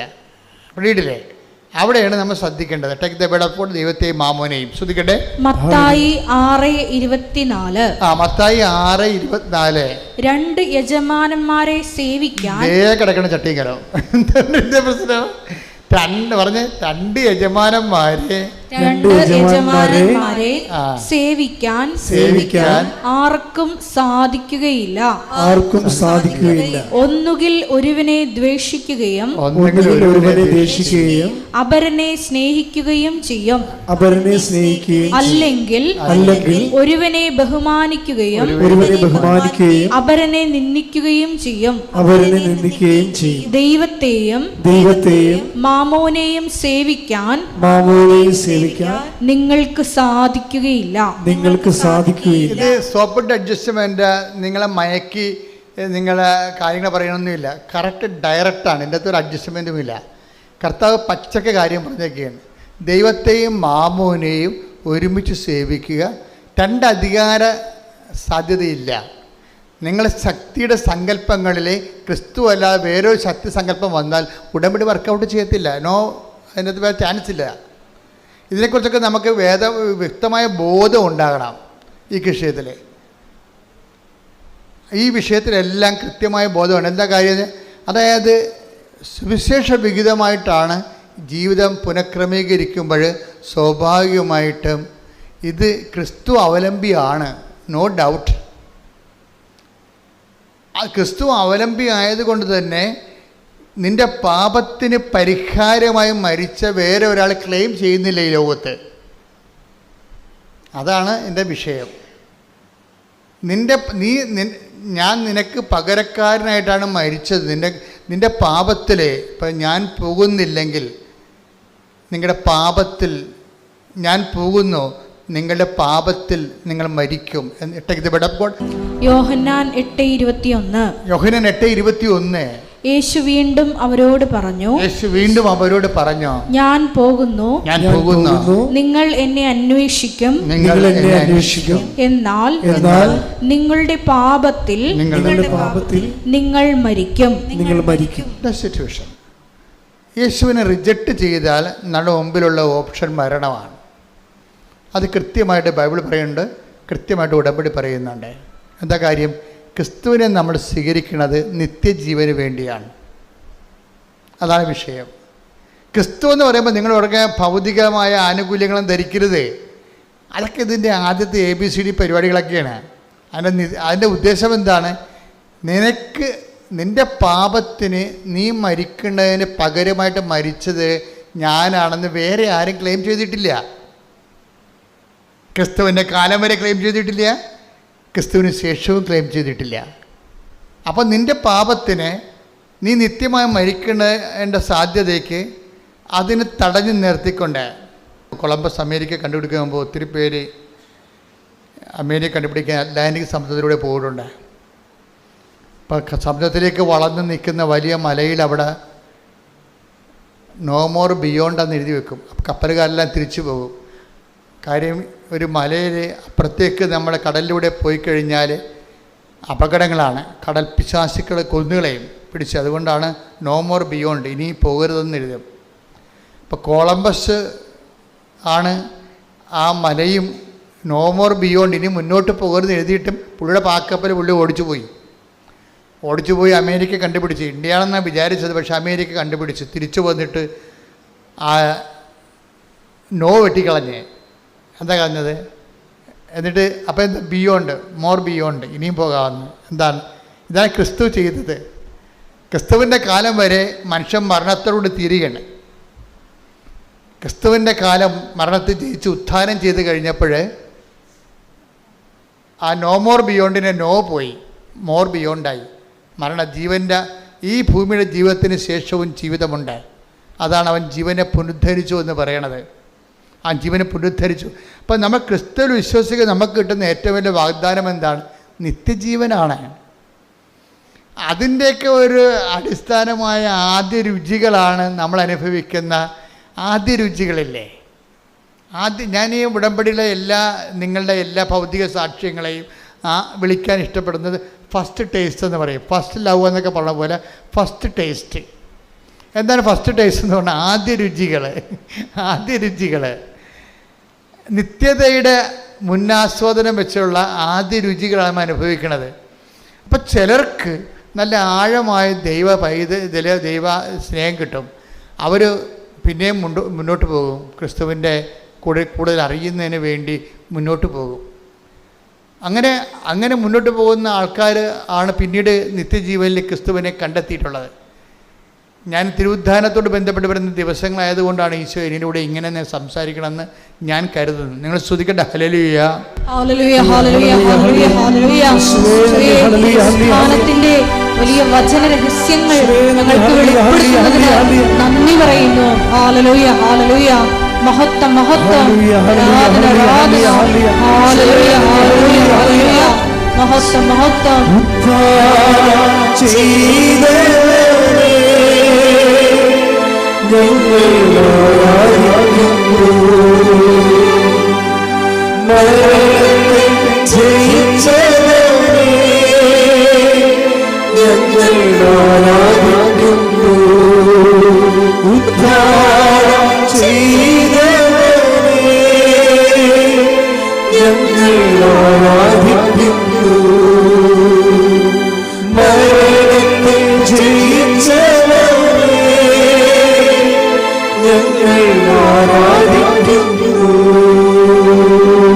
പരിശുദ്ധ പരമദിവ്യകാരുണ്യത്തിന് ആരാധനയും സ്തുതിയും പുകഴ്ചയും ഉണ്ടായിരിക്കട്ടെ.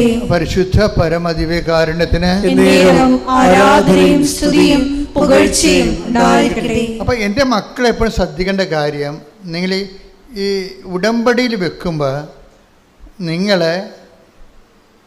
ഈ ദൈവ സാന്നിധ്യത്തിന് വേണ്ടി വേണം. നിങ്ങൾക്കറിയാവില്ലേ എപ്പോഴും ചെയ്യേണ്ടത്. ഇപ്പോൾ എങ്ങനെയെങ്കിലും ഒന്ന് ജയിച്ചാൽ മതി എന്നും പറഞ്ഞാണ് ചില ആൾക്കാർ പരീക്ഷ എഴുതണത്.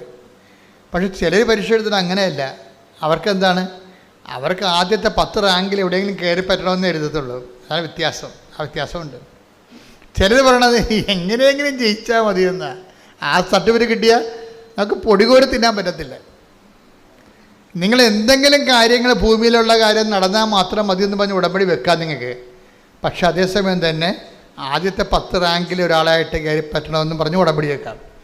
അത് സാന്നിധ്യത്തിൻ്റെതാണ്. ഡിസ്റ്റിങ്ഷൻ കഴിഞ്ഞ് മുകളിലോട്ട് വരണതെല്ലാം എൻ്റെ റാങ്ക് സാന്നിധ്യത്തിൻ്റെതാണ്. നിങ്ങളെന്തിനാണ് ഉടമ്പടി എടുക്കേണ്ടത്? കർത്താവിൻ്റെ സാന്നിധ്യം അനുഭവിക്കണമെന്ന് ഉടമ്പടി എടുക്കണം. പറഞ്ഞ മനസ്സിലായ? അല്ലാതെ വസ്തു വിൽക്കണമെന്ന് പറഞ്ഞാൽ അതൊക്കെ നടക്കണം, ഈസിയായിട്ട് നടക്കുന്ന കാര്യങ്ങളാണ്. അതിന് ഓവർ പ്രാധാന്യം കൊടുക്കരുത്. അതിൻ്റെ ഇരട്ടി കാര്യങ്ങൾ നടക്കും ഉടമ്പടിക്കാലത്ത്. നിങ്ങൾ പറയണത് എന്താണ്? നിങ്ങൾക്ക് സാന്നിധ്യം വേണമെന്ന് പറയണം. കാര്യം വാഗ്ദാനത്തിലുള്ളതാണ്. നമുക്ക് സ്കീമിലുള്ളതല്ലേ. ഇപ്പം ഞങ്ങൾക്ക് വീട് വേണമെന്നൊക്കെ പറഞ്ഞുകൊണ്ട് ചെന്നാൽ പഞ്ചായത്തുകാർ പറയും നിങ്ങൾ ആപ്ലിക്കേഷൻ വെക്കൂ. പക്ഷേ 300 ആപ്ലിക്കേഷൻ ഇവിടെ കിടപ്പുണ്ട്. ലൈഫ് മിഷൻ്റെ 300 ആപ്ലിക്കേഷൻസ് ഇവിടെ കിടക്കുന്നുണ്ട്. അപ്പം അതുകൊണ്ട് എന്നാലും നിങ്ങൾ വെക്കൂ. ഞങ്ങൾ വീടൊക്കെ വന്ന് പരിശോധിച്ചിട്ട് നിങ്ങൾ യോഗ്യരാണെങ്കിൽ അടുത്ത ഗഡുവിന് പരിഗണിക്കാം. എന്നാൽ അവർ പരിഗണിക്കാം എന്ന് പറയാൻ കാര്യം സ്കീമുള്ളത് കൊണ്ടാണ്. അപ്പോൾ നിങ്ങൾ പറയാം ലൈഫ് മിഷൻ്റെ വീട് പോയി, ഞങ്ങൾക്ക് വീടുണ്ട്, ഞങ്ങളുടെ വീടൊന്ന് പുതുക്കി പണിതാൽ മതി, ഓടിൻ്റെ വീടാണ് ഇട്ടിരിക്കുന്നത്, അതൊന്ന് വാർത്താൽ മതി എന്ന് പറയും. അപ്പോൾ അങ്ങനെ ഓടിട്ട വീട് ഓട് മാറ്റിയിട്ട് വാർക്കുന്ന സ്കീമില്ലെന്ന് പറയും. അപ്പോൾ പറയാം, അപ്പോൾ പഞ്ചായത്ത് സെക്രട്ടറി പറയും ചേച്ചി എപ്പോഴും കയറി ഇറങ്ങണ്ട, അത് മൊത്തം പൊളിച്ച് മാറ്റി എന്നിട്ട് നിങ്ങൾ രണ്ടാമത് ഈ ആപ്ലിക്കേഷൻ വെക്കാൻ പറയും. അപ്പോൾ നിങ്ങൾക്ക് പുതിയ വീട് കിട്ടുമല്ല, എന്നാൽ പിന്നെ അങ്ങനെ ചെയ്യാം. അത് സ്കീമിൻ്റെ പ്രശ്നമാണ്. ഇപ്പം നിങ്ങൾക്ക് ഉടമ്പടിയിലുള്ളത് വാഗ്ദാനങ്ങളെല്ലാം സ്കീമുകളാണ്. പ്രസൻസ് എന്ന് പറഞ്ഞ സ്കീമാണ്, ഓൾറെഡി ഉള്ളതാണ്. ഉള്ള കാര്യം നമുക്ക് ചോദിക്കാം, ഇല്ലാത്ത കാര്യം ചോദിക്കാതിരുന്നാൽ മതി. ഉള്ള കാര്യം ചോദിക്കാം, അത് സ്കീമിനുള്ളതാണ്. എന്താണ്? നിങ്ങൾ എന്നെ സ്നേഹിക്കുകയും എൻ്റെ കൽപ്പന നിങ്ങൾ പാലിക്കുകയും ചെയ്താൽ ഞങ്ങൾ വന്ന് നിങ്ങളിൽ വാസം. അപ്പോൾ സ്കീമിനുള്ളതാണത്. അപ്പോൾ നമുക്കെന്ത് ചോദിക്കാം? കർത്താവ് ഞാൻ ഉടമ്പടി വെച്ചിട്ടുണ്ട്, പല കാര്യങ്ങളൊക്കെ ഉണ്ട്, മാളെ കെട്ടിക്കണം, തന്നെയല്ല മറ്റേ ആ ഇംഗ്ലണ്ടിൽ പോയ കൊച്ചിൻ്റെ ജോലി രണ്ടാമത് വിസ പുതുക്കി കിട്ടണില്ല, അതൊക്കെ ശരിയാണ്. പക്ഷേ എൻ്റെ മനസ്സിലുള്ളത് എനിക്ക് നിന്നെ കാണണം, അതാണ് വിഷയം. അപ്പോസ്തലന്മാരൊക്കെ ആദ്യം വന്നപ്പോൾ ചോദിച്ച ചോദ്യം അതാണ് ഈശോയ്ക്ക് ഇഷ്ടപ്പെട്ടത്. എന്നുവെച്ചാൽ ഈശോയോട് ചോദിച്ചേ, റബ്ബി വേറെ ആർ യു ലിവിങ്? ഒയ്യോ ഭയങ്കര, അതായത് വേറെ are you living, take the bed of God. ശ്രുതിക്കട്ടെ ഹല്ലേലൂയ. ഹല്ലേലൂയ ഹല്ലേലൂയ ഹല്ലേലൂയ ഹല്ലേലൂയ ഹല്ലേലൂയ. യേശുവേ നന്ദി. ഹല്ലേലൂയ ഹല്ലേലൂയ. യേശുവേ ഹല്ലേലൂയ ഹല്ലേലൂയ ഹല്ലേലൂയ ഹല്ലേലൂയ. യേശുവേ ആരാധന ആരാധന ആരാധന. യേശു തിരിഞ്ഞ് അവർ തന്റെ പിന്നാലെ വരുന്നത് കൊണ്ട് ചോദിച്ചു, നിങ്ങൾ എന്തന്വേഷിക്കുന്നു? അവർ ചോദിച്ചു, റബ്ബി, ഗുരു എന്നാണ് ഇതിനർത്ഥം. അങ്ങ് എവിടെയാണ് വസിക്കുന്നത്? അവൻ പറഞ്ഞു, വന്നു കാണുക. അവർ ചെന്ന് അവൻ വസിക്കുന്നിടം കാണുകയും അന്ന് അവനോട് കൂടെ താമസിക്കുകയും ചെയ്തു. അപ്പോൾ ഏകദേശം 10 മണിക്കൂറായിരുന്നു. അപ്പൊ ഇതിനകത്ത് വരുന്നൊരു വിഷയം, കർത്താവിനോട് ചോദിക്കുന്ന ചോദ്യം എന്താ? നിങ്ങൾ എന്താണ് അന്വേഷിക്കണം എന്നാണ് ചോദിക്കണത്. പക്ഷെ അവർ ഉത്തരം പറയണത് ആരെ അന്വേഷിക്കുന്നു എന്നതിനാണ്. അവിടെ ഭയങ്കര ട്വിസ്റ്റാണ് ശരിക്കും പറഞ്ഞാൽ. എന്താണ് അന്വേഷിക്കണം എന്നാണ് ചോദിക്കണത് കർത്താവ്. അപ്പോൾ പറയും, ഞാൻ എൻ്റെ പരീക്ഷ ജയിക്കാൻ വേണ്ടിയാണ് അന്വേഷിക്കുന്നത്. എന്നുവെച്ചാൽ നിൻ്റെ കയ്യിൽ നിന്നുള്ള ആനുകൂല്യങ്ങളാണ് അന്വേഷിക്കുന്നത്. അപ്പോൾ കർത്താവും ചോദിക്കണത്, നിങ്ങൾ വല്ല എൻ്റെ പുറകെ വരുന്നുണ്ടല്ലോ, നിങ്ങൾ ആനുകൂല്യങ്ങളാണോ അന്വേഷിക്കുന്നത് എന്ന് ചോദിക്കുമ്പോൾ അവർ പറയും, ആനുകൂല്യങ്ങളല്ല. We want to know that where you are living.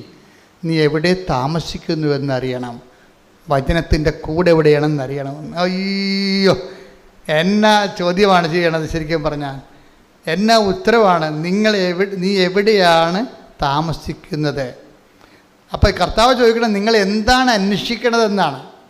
പരീക്ഷയ്ക്ക് വിജയമാണോ, വസ്തു വിൽക്കാനാണോ, വിഷയങ്ങളാണോ അന്വേഷിക്കണത് എന്ന് പറയുമ്പോൾ ആണെന്നല്ല അവർ പറയണത്. അവർ പറയുന്നത് എന്താണ്? വിഷയങ്ങളല്ല ഞങ്ങളുടെ പ്രശ്നം, വ്യക്തിയാണ്. നീ ആണ് ഞങ്ങളുടെ പ്രശ്നം.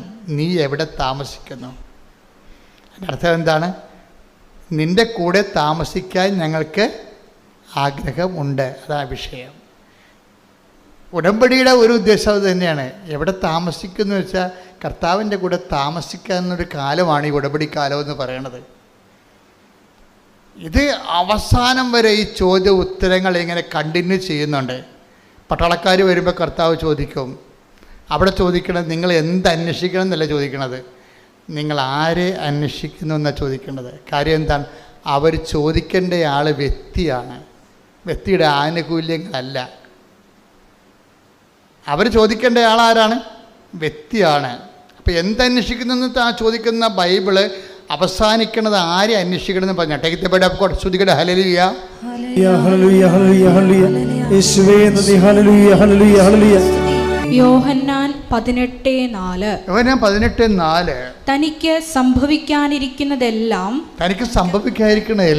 അറിഞ്ഞിരുന്ന യേശു മുമ്പോട്ട് വന്ന് അവരോട് ചോദിച്ചു, നിങ്ങൾ ആരെയാണ് അന്വേഷിക്കുന്നത്? അപ്പോൾ അവർ പറയും, ജീസസ് ഓഫ് നാസറത്ത്, ദാറ്റ്സ് മീ. നിങ്ങൾ അന്വേഷിക്കുന്ന ആള് ഇനി വേറെ ആരും നിങ്ങൾ അന്വേഷിച്ച് പോകേണ്ട ആള് ഞാൻ തന്നെയാണെന്ന് പറയും. ദാറ്റ്സ് മീ എന്ന് പറയുമ്പോൾ ആ വചനത്തിൻ്റെ പവറിൽ യേശുവിനെ പിടിച്ചു കെട്ടാമെന്ന് ഒരു മലന്നടിച്ച് വീണാണ് നമുക്ക് കാണുന്നത്. അതാണ് പവർ ഓഫ് ഗോഡ് എന്ന് പറയണത്. ഞാൻ പറഞ്ഞു വരുന്നതിൻ്റെ കാരണം, അഥവാ ദൈവം എന്നിലൂടെ ഇപ്പോൾ ഈ നിമിഷം പറയാൻ ഉദ്ദേശിക്കുന്നത്, ഈ സുവിശേഷത്തിൻ്റെ യാത്രയിൽ ആദ്യം മനുഷ്യൻ ആരംഭിക്കുന്നത് എന്ത് അന്വേഷിക്കുന്നു എന്നും പറഞ്ഞാൽ കർത്താവ് ചോദിക്കുന്നത്, നിങ്ങൾ എന്ത് അന്വേഷിക്കുന്നു? പിന്നീട് ഈശോ അത് അവസാനിപ്പിക്കുന്നത്, നിങ്ങൾ കൈതല്ല അന്വേഷിക്കേണ്ടത്, നിങ്ങൾ വിഷയമല്ല അന്വേഷിക്കേണ്ടത്, എന്നെ തന്നെയാണ് പിതാവ് അയച്ച എന്നെ തന്നെയാണ് അന്വേഷിക്കേണ്ടത്. അതാണ് ആരെ അന്വേഷിക്കുന്നു. ഉടമ്പടി എപ്പോഴും നമ്മൾ ശ്രദ്ധിക്കേണ്ടത്, സ്വാഭാവികം നമുക്കൊരു പ്രലോഭനം ഉണ്ടാകാം. എന്തന്വേഷിക്കാൻ? ജോലി അന്വേഷിക്കാൻ, വീട് അന്വേഷിക്കാൻ, പ്രമോഷൻ അന്വേഷിക്കാൻ, പെൻഷൻ അന്വേഷിക്കാൻ, PR അന്വേഷിക്കാൻ നമുക്ക് ത്വര ഉണ്ടാകാം. ഈ ത്വരയെ അതിലംഘിച്ചുകൊണ്ട് വേണം നിങ്ങൾ ഉടമ്പടിയിലൂടെ ക്രിസ്തുവിനെ അന്വേഷിക്കാൻ. കൈയടിച്ച് ശ്രദ്ധിക്കട്ടെ. ഹല്ലേലൂയ ഹല്ലേലൂയ ഹല്ലേലൂയ ഹല്ലേലൂയ ഹല്ലേലൂയ മഹത്വം ഹല്ലേലൂയ ഹല്ലേലൂയ ഹല്ലേലൂയ. ഉടമ്പടിയുടെ ലക്ഷ്യം നീ തന്നെയാണെന്ന വലിയ വെളിപ്പെടുത്തൽ നന്ദി പറയുന്നു. ഹല്ലേലൂയ, ഹല്ലേലൂയ.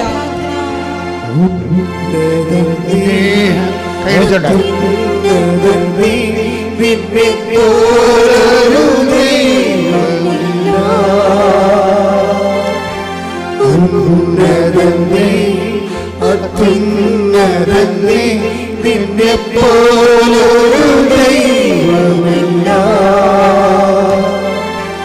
അത്ഭുതമാ അതിശയമാ നീ മാത്രമേ ദൈവമെന്നും.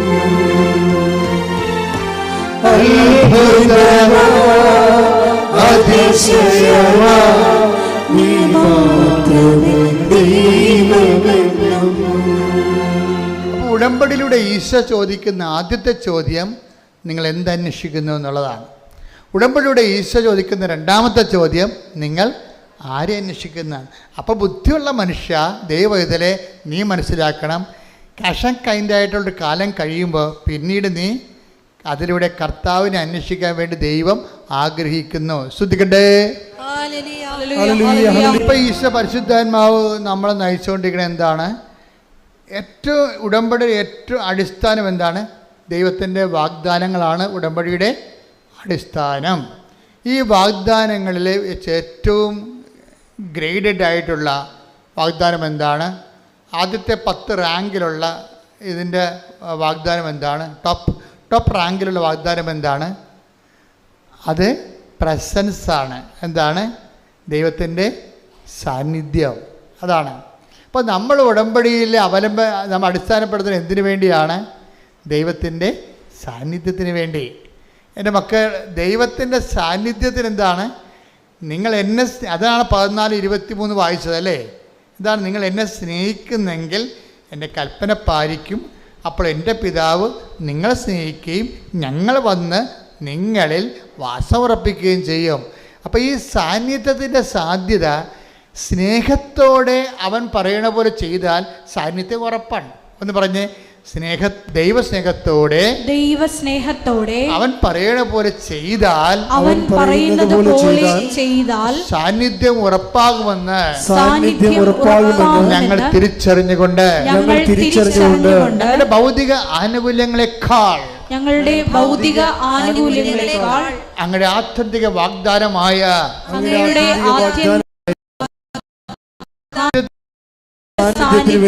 ആഗ്രഹിക്കാൻ ഞങ്ങളെ അഭിഷേകം ചെയ്യണമേ.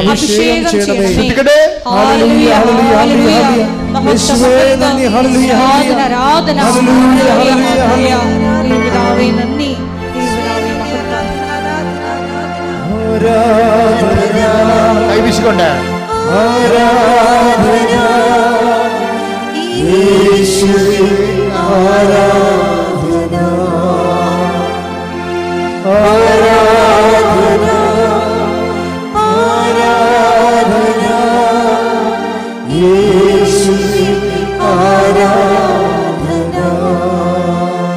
പരിശുദ്ധ പരമദിവ്യകാരുണ്യത്തിന് ഏറ്റവും ടോപ്പായിട്ട് ഉടമ്പടി നിബന്ധന പാലിച്ച ഒരു മനുഷ്യനുണ്ട് ബൈബിളിലെ, പുതിയ നിയമത്തിൽ ഏറ്റവും ടോപ്പായിട്ട്. ഞാൻ അയാളെപ്പോലെ ഉടമ്പടി പാലിച്ച ആരെയും ഞാൻ കണ്ടിട്ടില്ല. ഏറ്റവും ടോപ്പായിട്ട് ഉടമ്പടി പാലിച്ച അയാളോടാണ് ദൈവം സാന്നിധ്യം ഗ്യാരണ്ടി ചെയ്യണമുണ്ട്. ദൈവം സാന്നിധ്യം ഗ്യാരണ്ടി ചെയ്യണം. ആരാണെന്ന് പറയാമോ? ഏറ്റവും ടോപ്പായിട്ട് ഉടമ്പടി പാലിച്ച ഒരാളുണ്ട് ബൈബിളിൽ. അയാൾക്കാണ് ദൈവം സാന്നിധ്യം ഗ്യാരണ്ടി ചെയ്യണത്. ആരാണെന്ന് പറയാമോ? പുതിയ നിയമത്തിൽ നിന്ന് പറഞ്ഞാൽ മതി. അറിയൊന്നുമില്ല. സാന്നിധ്യം ഗ്യാരണ്ടി ചെയ്യണം. കർത്താവ് സാന്നിധ്യം ഗ്യാരണ്ടി ചെയ്യണം. എനിക്ക് തോന്നിയിരിക്കണത് ഈ ദിവസങ്ങളിൽ പീഡാനുഭവ ധ്യാനങ്ങളുമായിട്ടൊക്കെ സഞ്ചരിച്ചപ്പോൾ എൻ്റെ മനസ്സിൽ വന്ന് ഇതിൻ്റെ സ്വകാര്യ ധ്യാനത്തിൽ വന്നൊരാളാണ് ഈ മൂത്ത പുത്രൻ. ദൈവം എപ്പോഴും, ഞാൻ ഈ അച്ഛനായ കാലം മുതലേ ഇളയ പുത്രനോട്, കർത്താവ് ഇങ്ങനെ ഇളയ പുത്രനെ ഇങ്ങനെ ഹൈലൈറ്റ് ചെയ്യുന്നതായിട്ട് കാണുന്നുണ്ടെങ്കിലും അവൻ ഭയങ്കര ഒരു ബേസിക് കോഴ്സുകാരനാണ് എനിക്ക് തോന്നിയിട്ടുണ്ട് പലപ്പോഴും. യഥാർത്ഥ ആൾ മൂത്ത പുത്രനാണ്. ദൈവത്തിന് പണ്ട് മൂലമുള്ള ഒരു ഒരു ഒരു എന്താണ് ഒരു പ്രവർത്തന രീതിയുണ്ട്. ഏറ്റവും നല്ല സംഭവത്തിനെ മൂടിക്കളയും. അത് ദൈവത്തിൻ്റെ ഈ വചനത്തിൻ്റെ ഒരു രീതിയാണ്. നിങ്ങൾ രത്നമാണ് പറയുമ്പോൾ അത് കുഴിച്ചിട്ടിരിക്കണമെന്ന് പറയും. രത്നത്തിൻ്റെ കാര്യം പറഞ്ഞാൽ എന്ത് പറയും? അത് കുഴിച്ചിട്ടിരിക്കുകയാണ്, കുഴിമാന്തി എടുക്കാൻ പറയും. മാന്തി എടുത്താൽ മാത്രം പോരാ, കരസ്ഥമാക്കണമെങ്കിൽ ഇത്തിരി പാടാണ്. പോയി നിനക്കുള്ളതെല്ലാം വിൽക്കാൻ പറയും. അപ്പോൾ ഈ മുന്തിയ സംഭവത്തിനെ ഇങ്ങനെ ആകൃതമാക്കിയിട്ട് കുപ്പയിലും കുഴിയിലും ഒക്കെ വെച്ച് കളയും. അതിൽപോലെ കർത്താവ് കുപ്പയിൽ വെച്ച ഒരാളാണ് മൂത്തപുത്രൻ. നമ്മൾ കുഴിമാന്തി എടുക്കേണ്ടി വരും അയാളെ. ഇന്ന് വരെ അയാളെ പ്രസംഗിച്ചിട്ടുള്ളവരെല്ലാവരും ഈ അലവലാദീനാണ് അങ്ങോട്ട് കയറ്റി വെക്കണം. അവൻ്റെ മാനസാന്തരം വേണ്ട ആനക്കാര്യമായിട്ട് കുട്ടിഘോഷിച്ചിട്ട് എന്നാ പറ്റി അതെന്ന് വെച്ച് കഴിഞ്ഞാൽ ചിലർക്കെങ്കിലും, ചില അയ്യോഭാവികൾക്കെങ്കിലും വീണ്ടും പാപം ചെയ്യാനുള്ള ലൈസൻസും കിട്ടി. എന്താ വെച്ചാൽ കരഞ്ഞ കൂവി കരുണ തോന്നണം എന്നൊക്കെ പറഞ്ഞ് തൊണ്ട പൊട്ടി അലറിക്കാവിയെ കൂവിയ കർത്താവ് ഉടനെ കരുണ കാണിക്കുമല്ലോ. അങ്ങനെ ഒരു തെറ്റിദ്ധാരണയും വന്നിട്ടുണ്ട്. അതായത് എന്താ പ്രശ്നം വെച്ച് കഴിഞ്ഞാൽ ദൈവം ഇങ്ങനെ വാത്സല്യത്തോടു കൂടി എന്ത് വഴിപഴച്ച ജീവിതം ജീവിച്ചാൽ അവസാനം ഇങ്ങനെ കണ്ണീരിട്ടൊന്ന് മോങ്ങിയാൽ തിരിച്ചെടുക്കാൻ പറ്റുമോ എന്നുള്ളൊരു ചെറിയ ധാരണ ചിലർക്കെങ്കിലും, എല്ലാവർക്കും അല്ല, ചില അയ്യോപാപികൾക്ക് എങ്ങനെ വന്നിട്ട് ഇതെല്ലാം പാപം ചെയ്യാൻ ലൈസൻസ് ആക്കി മാറ്റിയിട്ടുണ്ട്. അതുകൊണ്ട് കൃപയിൽ ഈ ജനം വളർന്നിട്ടുമില്ല. അതാണ് ഏറ്റവും വലിയ പ്രശ്നം. അതൊരു വെല്ലുവിളിയാണ്. പക്ഷേ മൂത്തപുത്രനെ കണ്ടു നോക്കിയേ, മൂത്തപുത്രൻ ഈ ഉടമ്പടി പാലിച്ച ഒരാളാണ്. അവനത് പറയണ്ട്. അവൻ ക്ഷോഭിക്കുന്ന ഒരു ക്ഷോഭം ആണ് ഈശോ കറക്റ്റ് ചെയ്യണത്. നീ ക്ഷോഭിക്കേണ്ട കാര്യമില്ല. എനിക്കുള്ളത് ഈശോ എപ്പോഴും പറയുന്നൊരു കാര്യമാണ്. എനിക്കുള്ളത് എൻ്റെ ഇഷ്ടം പോലെ വിതരണം ചെയ്യാൻ പാടില്ല. അത് എപ്പോഴും നമ്മൾ ഈശോ ഇടയ്ക്കിടയ്ക്ക് പറയുന്നൊരു പ്രമേയമാണ്. ടേക്ക് ദ ബ്രെഡ് അപ്പോൾ എനിക്കുള്ളത്. ശ്രുതികളുടെ ഹല്ലേലൂയ ഹല്ലേലൂയ ഹല്ലേലൂയ ഹല്ലേലൂയ ഹല്ലേലൂയ. യേശുവേ നന്ദി. ഹല്ലേലൂയ ഹല്ലേലൂയ ഹല്ലേലൂയ ഹല്ലേലൂയ ഹല്ലേലൂയ ഹല്ലേലൂയ. യേശുവേ ആരാധന ആരാധന ആരാധന ആരാധന. യേശുവേ നന്ദി. മഹത്വം മഹത്വം മഹത്വം മഹത്വം. ഹല്ലേലൂയ ഹല്ലേലൂയ ഹല്ലേലൂയ. മത്തായി 20:15. മത്തായി 20:15. എന്റെ വസ്തുവകകൾ കൊണ്ട് എനിക്കിഷ്ടമുള്ളത് ചെയ്യാൻ പാടില്ലെന്നോ, ഞാൻ നല്ലവനായതുകൊണ്ട് നീ എന്തിനു അസൂയപ്പെടുന്നു? അതാണ് മൂത്തപുത്രന്റെ പ്രശ്നം. ആകപ്പാടെ മൂത്തപുത്രനൊരു പ്രശ്നം ഉണ്ടെങ്കിൽ കർത്താവ് കറക്റ്റ് ചെയ്യാൻ ഉദ്ദേശിക്കുന്നത് അതാണ്. അത് കർത്താവ് മൂത്തപുത്രന് മാത്രമല്ല, അതൊരു ദൈവവചനത്തിൻ്റെ മൗലിക നിലപാടാണ്. 11-ാം മണിക്കൂറിൽ വന്ന ആൾക്കാർക്കും എന്താണ്, 1-ാം മണിക്കൂറിൽ വന്ന ആൾക്കാരുടെ അത്രയും തന്നെ കൊടുത്തു. എനിക്കുള്ളത് എനിക്കിഷ്ടമുള്ള പോലെ വിതരണം ചെയ്യാൻ പാടില്ല. ഞാൻ നല്ലവനായത് കൊണ്ട് നീ എന്തിന് അസൂയപ്പെടുന്നു? അതാണ് പ്രശ്നം. അപ്പം ഈ ഇളയ മകൻ വരുമ്പോൾ മൂത്ത മകന് പറയണ കാര്യങ്ങൾ അത് തന്നെയാണ്. എന്താ കാര്യം എന്താണ്? അവനെന്താ മൂത്തപുത്രൻ എന്തൊക്കെയാണ് പറഞ്ഞത്? വായിച്ചേ. ലൂക്ക 15:29. ലൂക്ക 15:29. എന്നാൽ അവൻ പിതാവിനോട് പറഞ്ഞു, മൂത്ത മകൻ, നോക്കൂ എത്ര വർഷമായി ഞാൻ നിനക്ക് ദാസ്യവേല ചെയ്യുന്നു. ഒരിക്കലും നിന്റെ കൽപ്പന ഞാൻ ലംഘിച്ചിട്ടില്ല. അതാണ് ഉടമ്പടി. ഉടമ്പടി കണ്ടില്ലേ? എങ്കിലും ഉടമ്പടി ഒരിക്കലും പാലിക്കാത്ത, ഒരിക്കലും തെറ്റിക്കാത്ത ആളാണ് ഈ മൂത്ത മകൻ. കണ്ടില്ലേ? അയാൾ പറയണ്ട. ആ വചനമാണ് ഉടമ്പടിയുടെ വചനം. എന്താ പറഞ്ഞു? ഒന്ന് വായിച്ചേ. ഒരിക്കലും. അപ്പൊ ഇതിന് എത്ര നമ്പറാണ്? 15:29. ലൂക്ക 15:21. എന്താണ്? ഒരിക്കലും നിന്റെ കൽപ്പന, നിന്റെ ഉടമ്പടി ഞാൻ ലംഘിച്ചിട്ടില്ല. എങ്കിലും എന്റെ കൂട്ടുകാരോടൊത്ത് ആഹ്ലാദിക്കാൻ ഒരു ആട്ടിൻകുട്ടിയെ പോലും നീ എനിക്ക് തന്നില്ല. അപ്പൊ എന്റെ പ്രശ്നം വെച്ച് കഴിഞ്ഞാല് ഇവൻ 11-ാം മണിക്കൂറിൽ വന്ന ആളാണ്. തമ്മിലാണ് ഇന്റർ കണക്ട് ചെയ്യണത്. ഞാൻ കണക്ട് ചെയ്യണതല്ല, ഇവിടെ ആളിരിപ്പുണ്ട്. കർത്താവ് പരിശുദ്ധാത്മാരുടെ വചനം ഇന്റർ കണക്ട് ചെയ്യണതാണ് ഈ കാണുന്നത്. അല്ല, ഞാൻ പഠിച്ചതല്ല ഈ സംഭവം. ഇതെന്താ? 11-ാം മണിക്കൂറിലാണ് ഇവൻ വന്നിരിക്കുന്നത്. ആരാണ്? ഈ ധൂർത്തപുത്രൻ.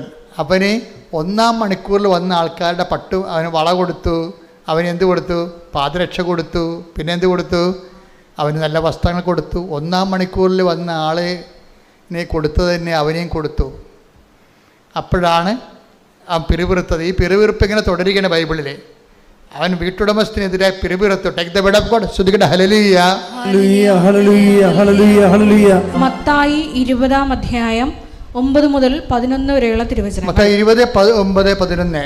11-ാം മണിക്കൂറിൽ വന്നവർക്ക്, പറഞ്ഞ 11-ാം മണിക്കൂർ വന്നവർക്ക്, 11-ാം മണിക്കൂറിൽ വന്നവർക്ക് ഓരോ ദനാറ ലഭിച്ചു.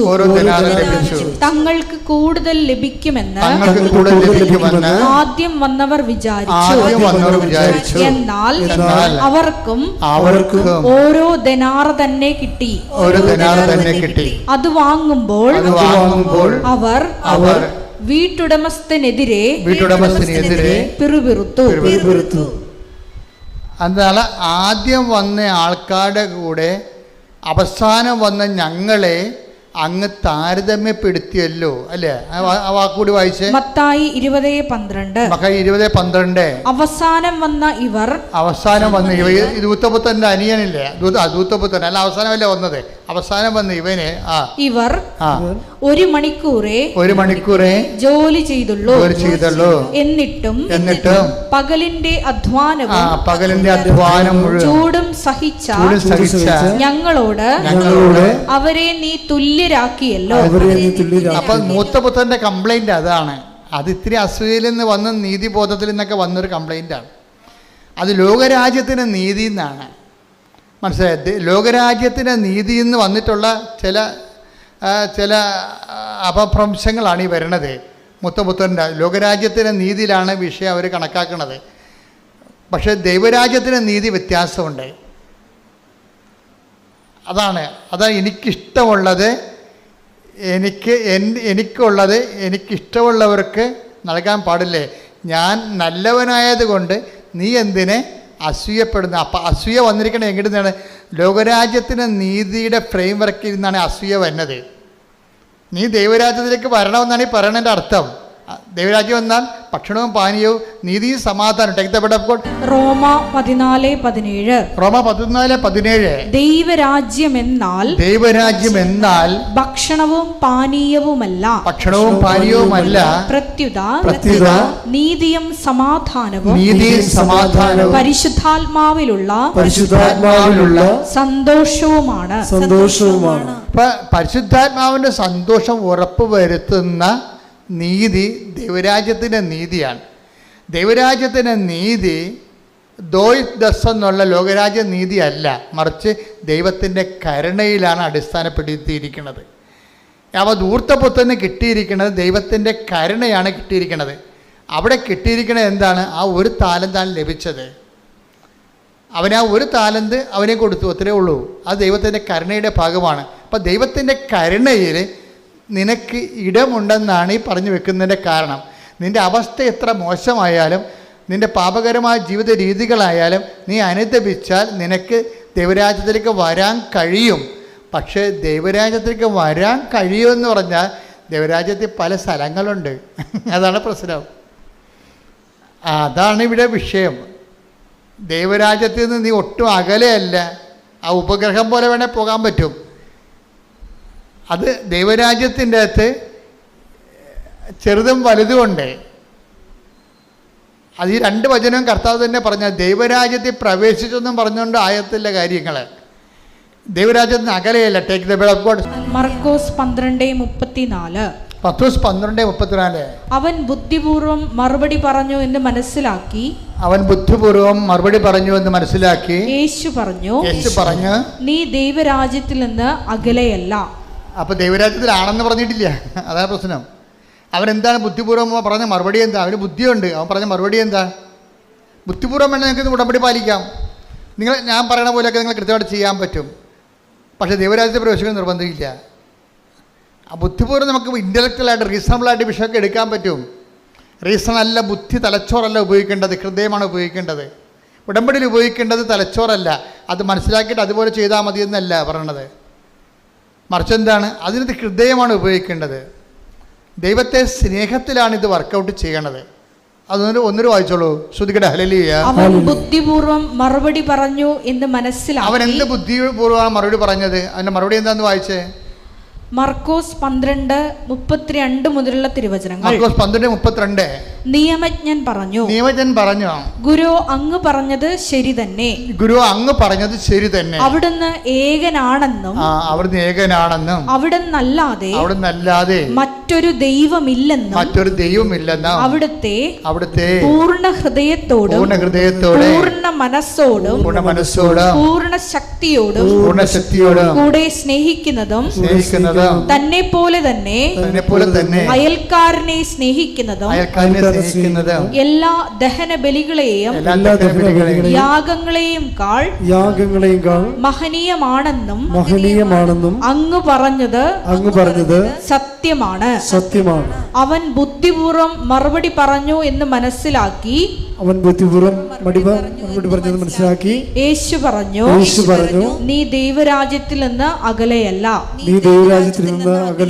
അപ്പൊ ഈ സംഭവം അക്കാഡമിക് ആയിട്ട് പഠിച്ച് ബുദ്ധിപൂർവ്വം മറുപടി പറയാൻ പറ്റൂ, സർട്ടിഫിക്കറ്റ് കിട്ടും. ദൈവരാജ്യ പ്രവേശിക്കുന്ന നിർബന്ധമില്ല. അതാണ് സംഭവം.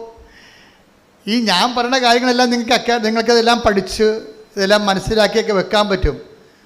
പക്ഷേ ദൈവരാജ്യത്തിൽ പ്രവേശിക്കണമെന്ന് നിർബന്ധമില്ല. അകലെ അടുത്തൊക്കെ വരാൻ പറ്റും, അത്ര കലല്ലേ ഉള്ളു.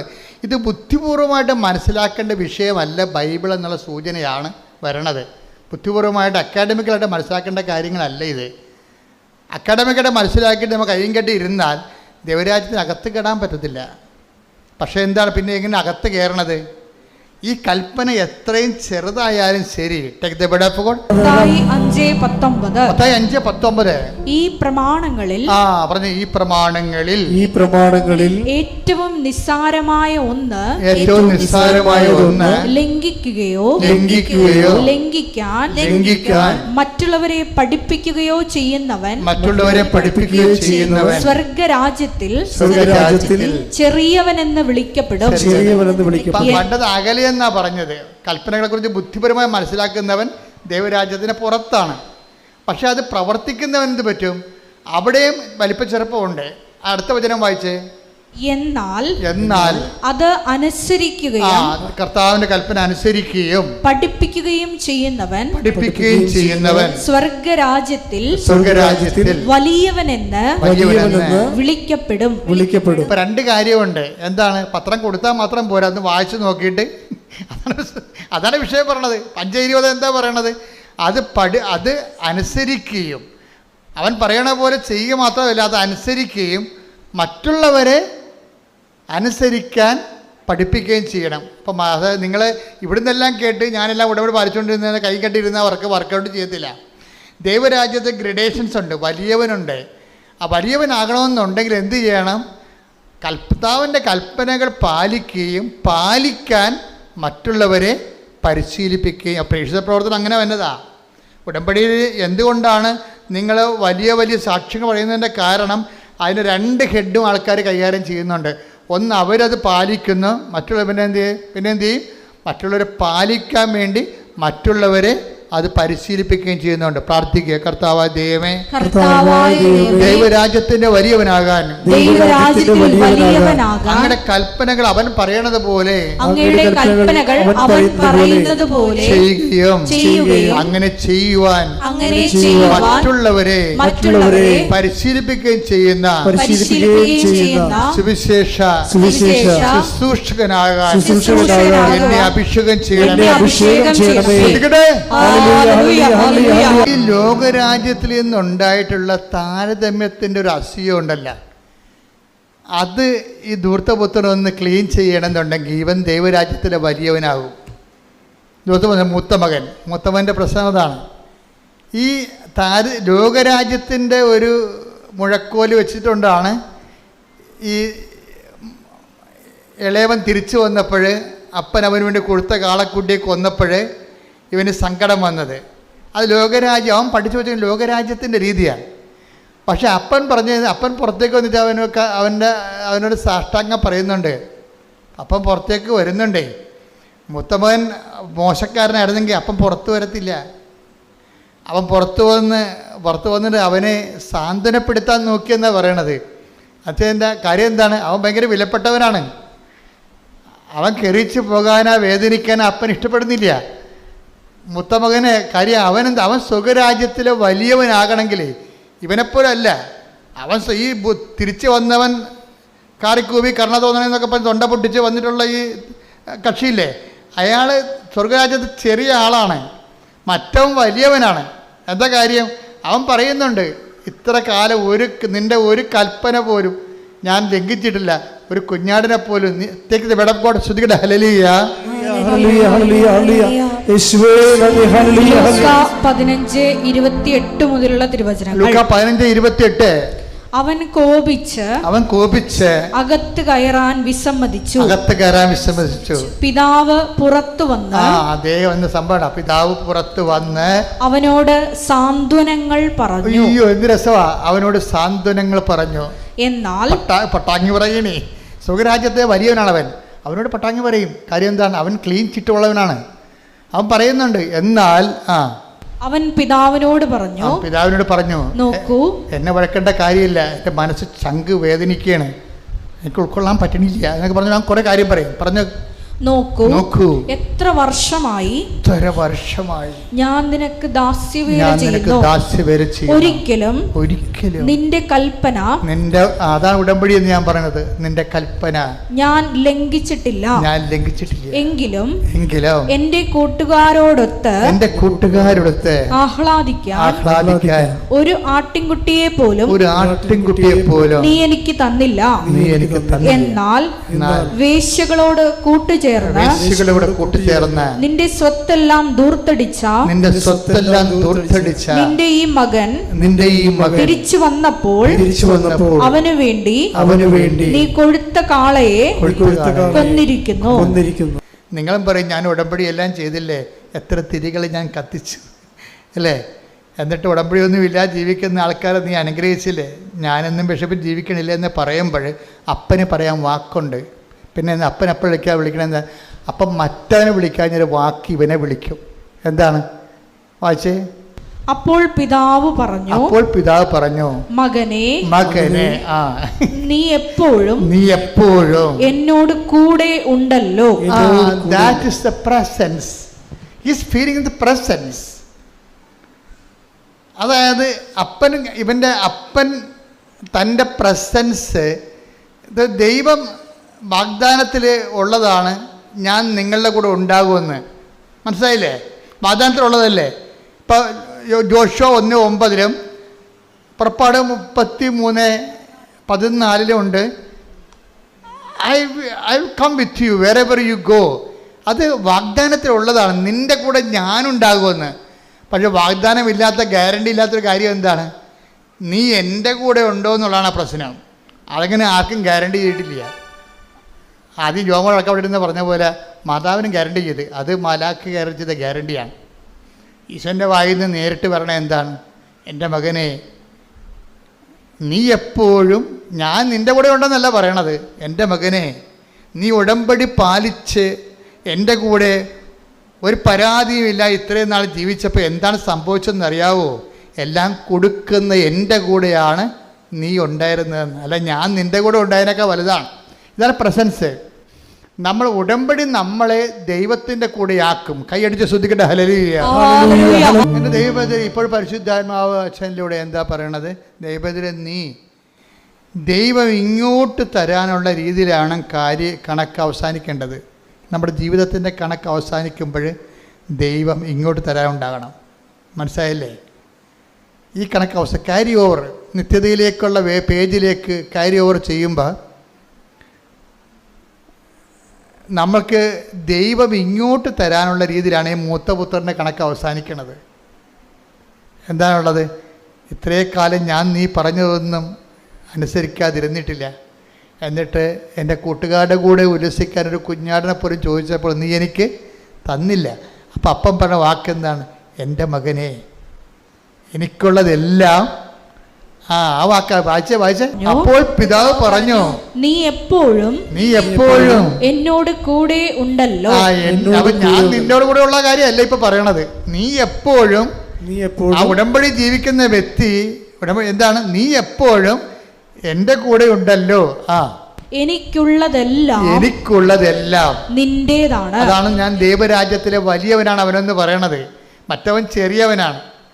അപ്പം അനുതാപപ്പെട്ട് കരുണ തോന്നണമെന്ന് വിളിച്ചു കൂവി അവസാനം 11 മണിക്കൂറിൽ എത്തുന്നേക്കാൾ നല്ലതാണ് മര്യാദയ്ക്ക് ദൈവത്തിൻ്റെ കൂടെ വചനം കേട്ടും പാലിച്ചും ജീവിച്ചും ദൈവത്തിൽ നിന്ന് ചില പ്രാർത്ഥനകൾക്ക് ഉത്തരം കിട്ടിയില്ലെങ്കിലും വിശ്വസ്തയോടെ നിന്നും വരുമ്പോൾ എന്താണ് സംഭവിക്കുന്നത്? മത്തായി 5:19 എന്നാൽ അതനുസരിക്കുകയും പഠിപ്പിക്കുകയും ചെയ്യുന്നവൻ സ്വർഗരാജ്യത്തിൽ വലിയവനെന്ന് വിളിക്കപ്പെടും.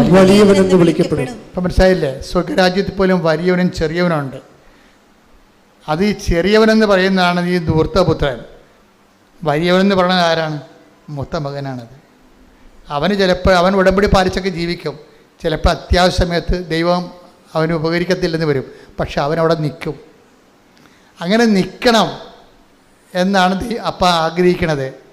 പരാതികളില്ലാതെ നിൽക്കണം. പക്ഷെ അവൻ പ്രഷ്യസാണ്. ഈ അപ്പം കാണിക്കുന്ന പരവേശം ഒന്ന് ഇളയനെ ഇറങ്ങിപ്പോയപ്പോൾ കാണിച്ചില്ലല്ല. അവൻ എൻ്റെ ഓഹരി ഇങ്ങോട്ട് തരിക, എനിക്ക് എൻ്റെ വഴി നിങ്ങളുടെ വഴിയെന്നും പറഞ്ഞുകൊണ്ട് ചോദിച്ചപ്പോൾ കിടക്കുന്ന ചട്ടി കഴിഞ്ഞ് വെട്ടിമുറിച്ച് പകുതി കൊടുത്തല്ല. അവൻ വീട്ടിൽ പുറത്ത് പോയിട്ട് അപ്പം കയറി പുറത്തിറങ്ങുകയോ മോനെ പോവല്ലേ മോനെ, നമ്മൾ തറവാടായിട്ട് ഒരുമിച്ച് ജീവിക്കണമല്ലേ, നമ്മുടെ കൂടെ തറവാടിന് മോശമില്ല, നിൻ്റെ ആത്മാവ് നഷ്ടപ്പെട്ട് ഒരു പട്ടാങ്ങ പറഞ്ഞില്ല, പോയി തൊലയിട്ടെന്ന് പറയും. അതാണ് ആ നിലപടിന്ന്. എന്ന് ഇവൻ പോകുമെന്ന് പറഞ്ഞപ്പോൾ അവനെ പിടിച്ചു നിർത്തി. മൂത്താൻ പോയപ്പോൾ അപ്പം വിഷയം മാറി, അവനെ സാന്ത്വനപ്പെടുത്താൻ തുടങ്ങിയെന്നാണ്. എന്നാൽ ഈ സാന്ത്വനം നേരത്തെ ആകുമായിരുന്നില്ല. നമ്മുടെ കയ്യിരിപ്പനുസരിച്ചാണ് ദൈവം നമുക്ക് സാന്ത്വനം വേണം സാന്ത്വനം വേണ്ടതെന്ന് തീരുമാനിക്കണത്. നിസ്സാര കാര്യമല്ല ഈ പറഞ്ഞു വരണത്. സീരിയസ് ആണ് വിഷയം സീരിയസ് ആണ്. നിങ്ങൾക്ക് പാപം ചെയ്യാൻ 1 by 1 ആയിട്ട് ദൈവം അനുവദിക്കുന്നുണ്ടെങ്കിൽ നിങ്ങൾക്കൊന്നും സംഭവിച്ചത് നിങ്ങൾ പറയരുത്. നിങ്ങൾക്ക് സംഭവിക്കാനുള്ള എല്ലാം സംഭവിച്ചു കഴിഞ്ഞു. എന്താ? നിങ്ങൾക്ക് നഷ്ടപ്പെട്ട ദൈവത്തിൻ്റെ രാജ്യമാണ്. എനിക്കുള്ളതെല്ലാം ലോകത്തുള്ളതെല്ലാം നിനക്ക് കിട്ടി, പക്ഷേ എനിക്കുള്ളതെല്ലാം അത് ഇവന് ചെരുപ്പ മോതിരമൊക്കെ കിട്ടുന്നതെല്ലാം പറഞ്ഞിട്ട് കാര്യമില്ല. അവസാന പ്രമാണത്തിൽ എഴുതി വെച്ചിട്ടുണ്ട്. ആദ്യം വന്നവന് ചെരുപ്പ്, മോതിരം, ഇളയ മകൻ തിരിച്ചു വന്നിട്ടുണ്ട്, അവന് ചെരുപ്പ് കൊടുക്കണം, അവന് മോതിരം കൊടുക്കണം, വസ്ത്രം കൊടുക്കണം. താഴെ അപ്പം എഴുതി വെച്ചിരിക്കണം ബാക്കിയുള്ളതെല്ലാം എൻ്റെ മൂത്തവന് കൊടുക്കണമെന്ന്. എനിക്കുള്ളതെല്ലാം ആ പ്രമാണം അവസാനിക്കണം. അങ്ങനെയാണ്. കർത്താവിൻ്റെ കഥയിലൊന്നും മിസ്റ്റേക്കില്ല. നമ്മൾ മനസ്സിലാക്കിയാലാണ് മിസ്റ്റേക്ക്. കർത്താവിൻ്റെ പ്രമാണം ഇതെല്ലാം, ഈ മോതിരവും ചെരുപ്പും എല്ലാം ആദ്യം എഴുതിയപ്പോൾ നമ്മൾ ഓർത്തതെല്ലാം അവൻ്റെ കഥ. പക്ഷെ പ്രമാണം അവസാനിക്കുമ്പോൾ പറയും എനിക്കുള്ളതെല്ലാം നിനക്കുള്ളതാണ്. അതെഴുതി അപ്പൻ ഒപ്പിട്ട് കളയും, തീർന്നു. മറ്റവഞ്ഞൊട്ടി. അപ്പം ആവശ്യമില്ലാത്ത അഭ്യാസം കാണിച്ച് പിന്നീട് ദൈവത്തിൻ്റെ കരുണയ്ക്ക് വേണ്ടി ആർത്ത് വിളിച്ച് തിരിച്ചു വരണം. അങ്ങനെ സീനുണ്ടാക്കുന്നതിനേക്കാൾ നല്ലത് നമ്മളൊക്കെ ദൈവത്തിൽ വല്ല പ്രാർത്ഥന അധികം കേൾക്കണില്ല എന്നുണ്ടെങ്കിലും ദൈവത്തിൻ്റെ സ്നേഹത്തിൻ്റെ കൂടെയാണ് നമ്മളെന്നുള്ള ബോധത്തിൽ നിൽക്കുന്ന കരുത്തുള്ള ഒരു സുവിശേഷ വ്യക്തിത്വമുണ്ട്. അതാണ് ഉടമ്പടി അവസാനം ലക്ഷ്യം വെക്കുന്നത്. കൈയടിച്ച് ശ്രദ്ധിക്കട്ടെ. പരമദിവ്യകാരണത്തിന് അച്ഛൻ പ്രാർത്ഥിച്ചുകൊണ്ടിരിക്കുമ്പോൾ ഈശോ നിങ്ങൾ അനുഗ്രഹിക്കുന്ന സമയമാണ്. കർത്താവ് ഇത്രയും നേരം വചനങ്ങളിലൂടെ നമ്മളെ ബോധ്യപ്പെടുത്തിക്കൊണ്ടിരിക്കുകയായിരുന്നു. വചനത്തിൻ്റെ ആന്തരിക രഹസ്യങ്ങളെ നമ്മളെ പഠിപ്പിച്ചുകൊണ്ടിരിക്കുകയായിരുന്നു. അവരെല്ലാം ദൈവത്താൽ പഠിപ്പിക്കപ്പെടുമെന്ന് പറഞ്ഞുകൊണ്ടാണ് ഈ വചന ശുശ്രൂഷ ആരംഭിച്ചത്. അത് അവസാനിക്കണം. ദൈവത്താൽ നമ്മളെ പഠിപ്പിക്കപ്പെട്ടതിന് ശേഷം ഇപ്പോൾ കർത്താവിൻ്റെ അനുഗ്രഹത്തിലേക്ക് പ്രവേശിക്കുന്ന സമയമാണ്. നിങ്ങളുടെ രോഗങ്ങൾ, ഭാരങ്ങൾ, ജീവിത ദുരിതങ്ങളുടെ മേലെല്ലാം ദൈവിക സമാശ്വാസവും ശക്തിയും ലഭിക്കുന്ന സമയമാണ്. ഇടിമുഴക്കം പോലെ സ്തുതിക്കട്ടെ.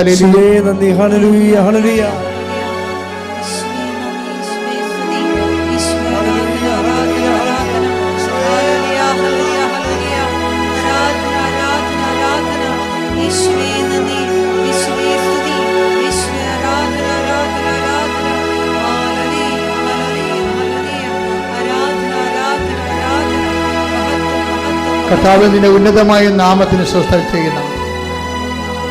കർത്താവ് നിന്റെ വിശുദ്ധ പൗരോഹിത്യത്തെ മഹത്വപ്പെടുത്തണം. കർത്താവ് സഭയിലുള്ള സാന്നിധ്യം പ്രകടമാക്കണം. 39 വർഷം ഞാൻ അർപ്പിച്ച കുർബാനയുടെ യോഗ്യതയാൽ കൃപാസനം അൾത്താറ് ജീവനോടെ പ്രത്യക്ഷപ്പെട്ട പരിശുദ്ധ അമ്മയുടെ മാധ്യസ്ഥതയിലെ ഈ അൾത്താറയിൽ നടന്ന ആയിരക്കണക്കിന് ആരാധന ശക്തിയാൽ മാറിയ രോഗങ്ങളെ, തീരാവേദികൾ, ജീവിത ദുരിതങ്ങളെ യേശുവിന്റെ നാമത്തിൽ മാറിപ്പോകട്ടെ. ശ്രദ്ധിക്കട്ടെ.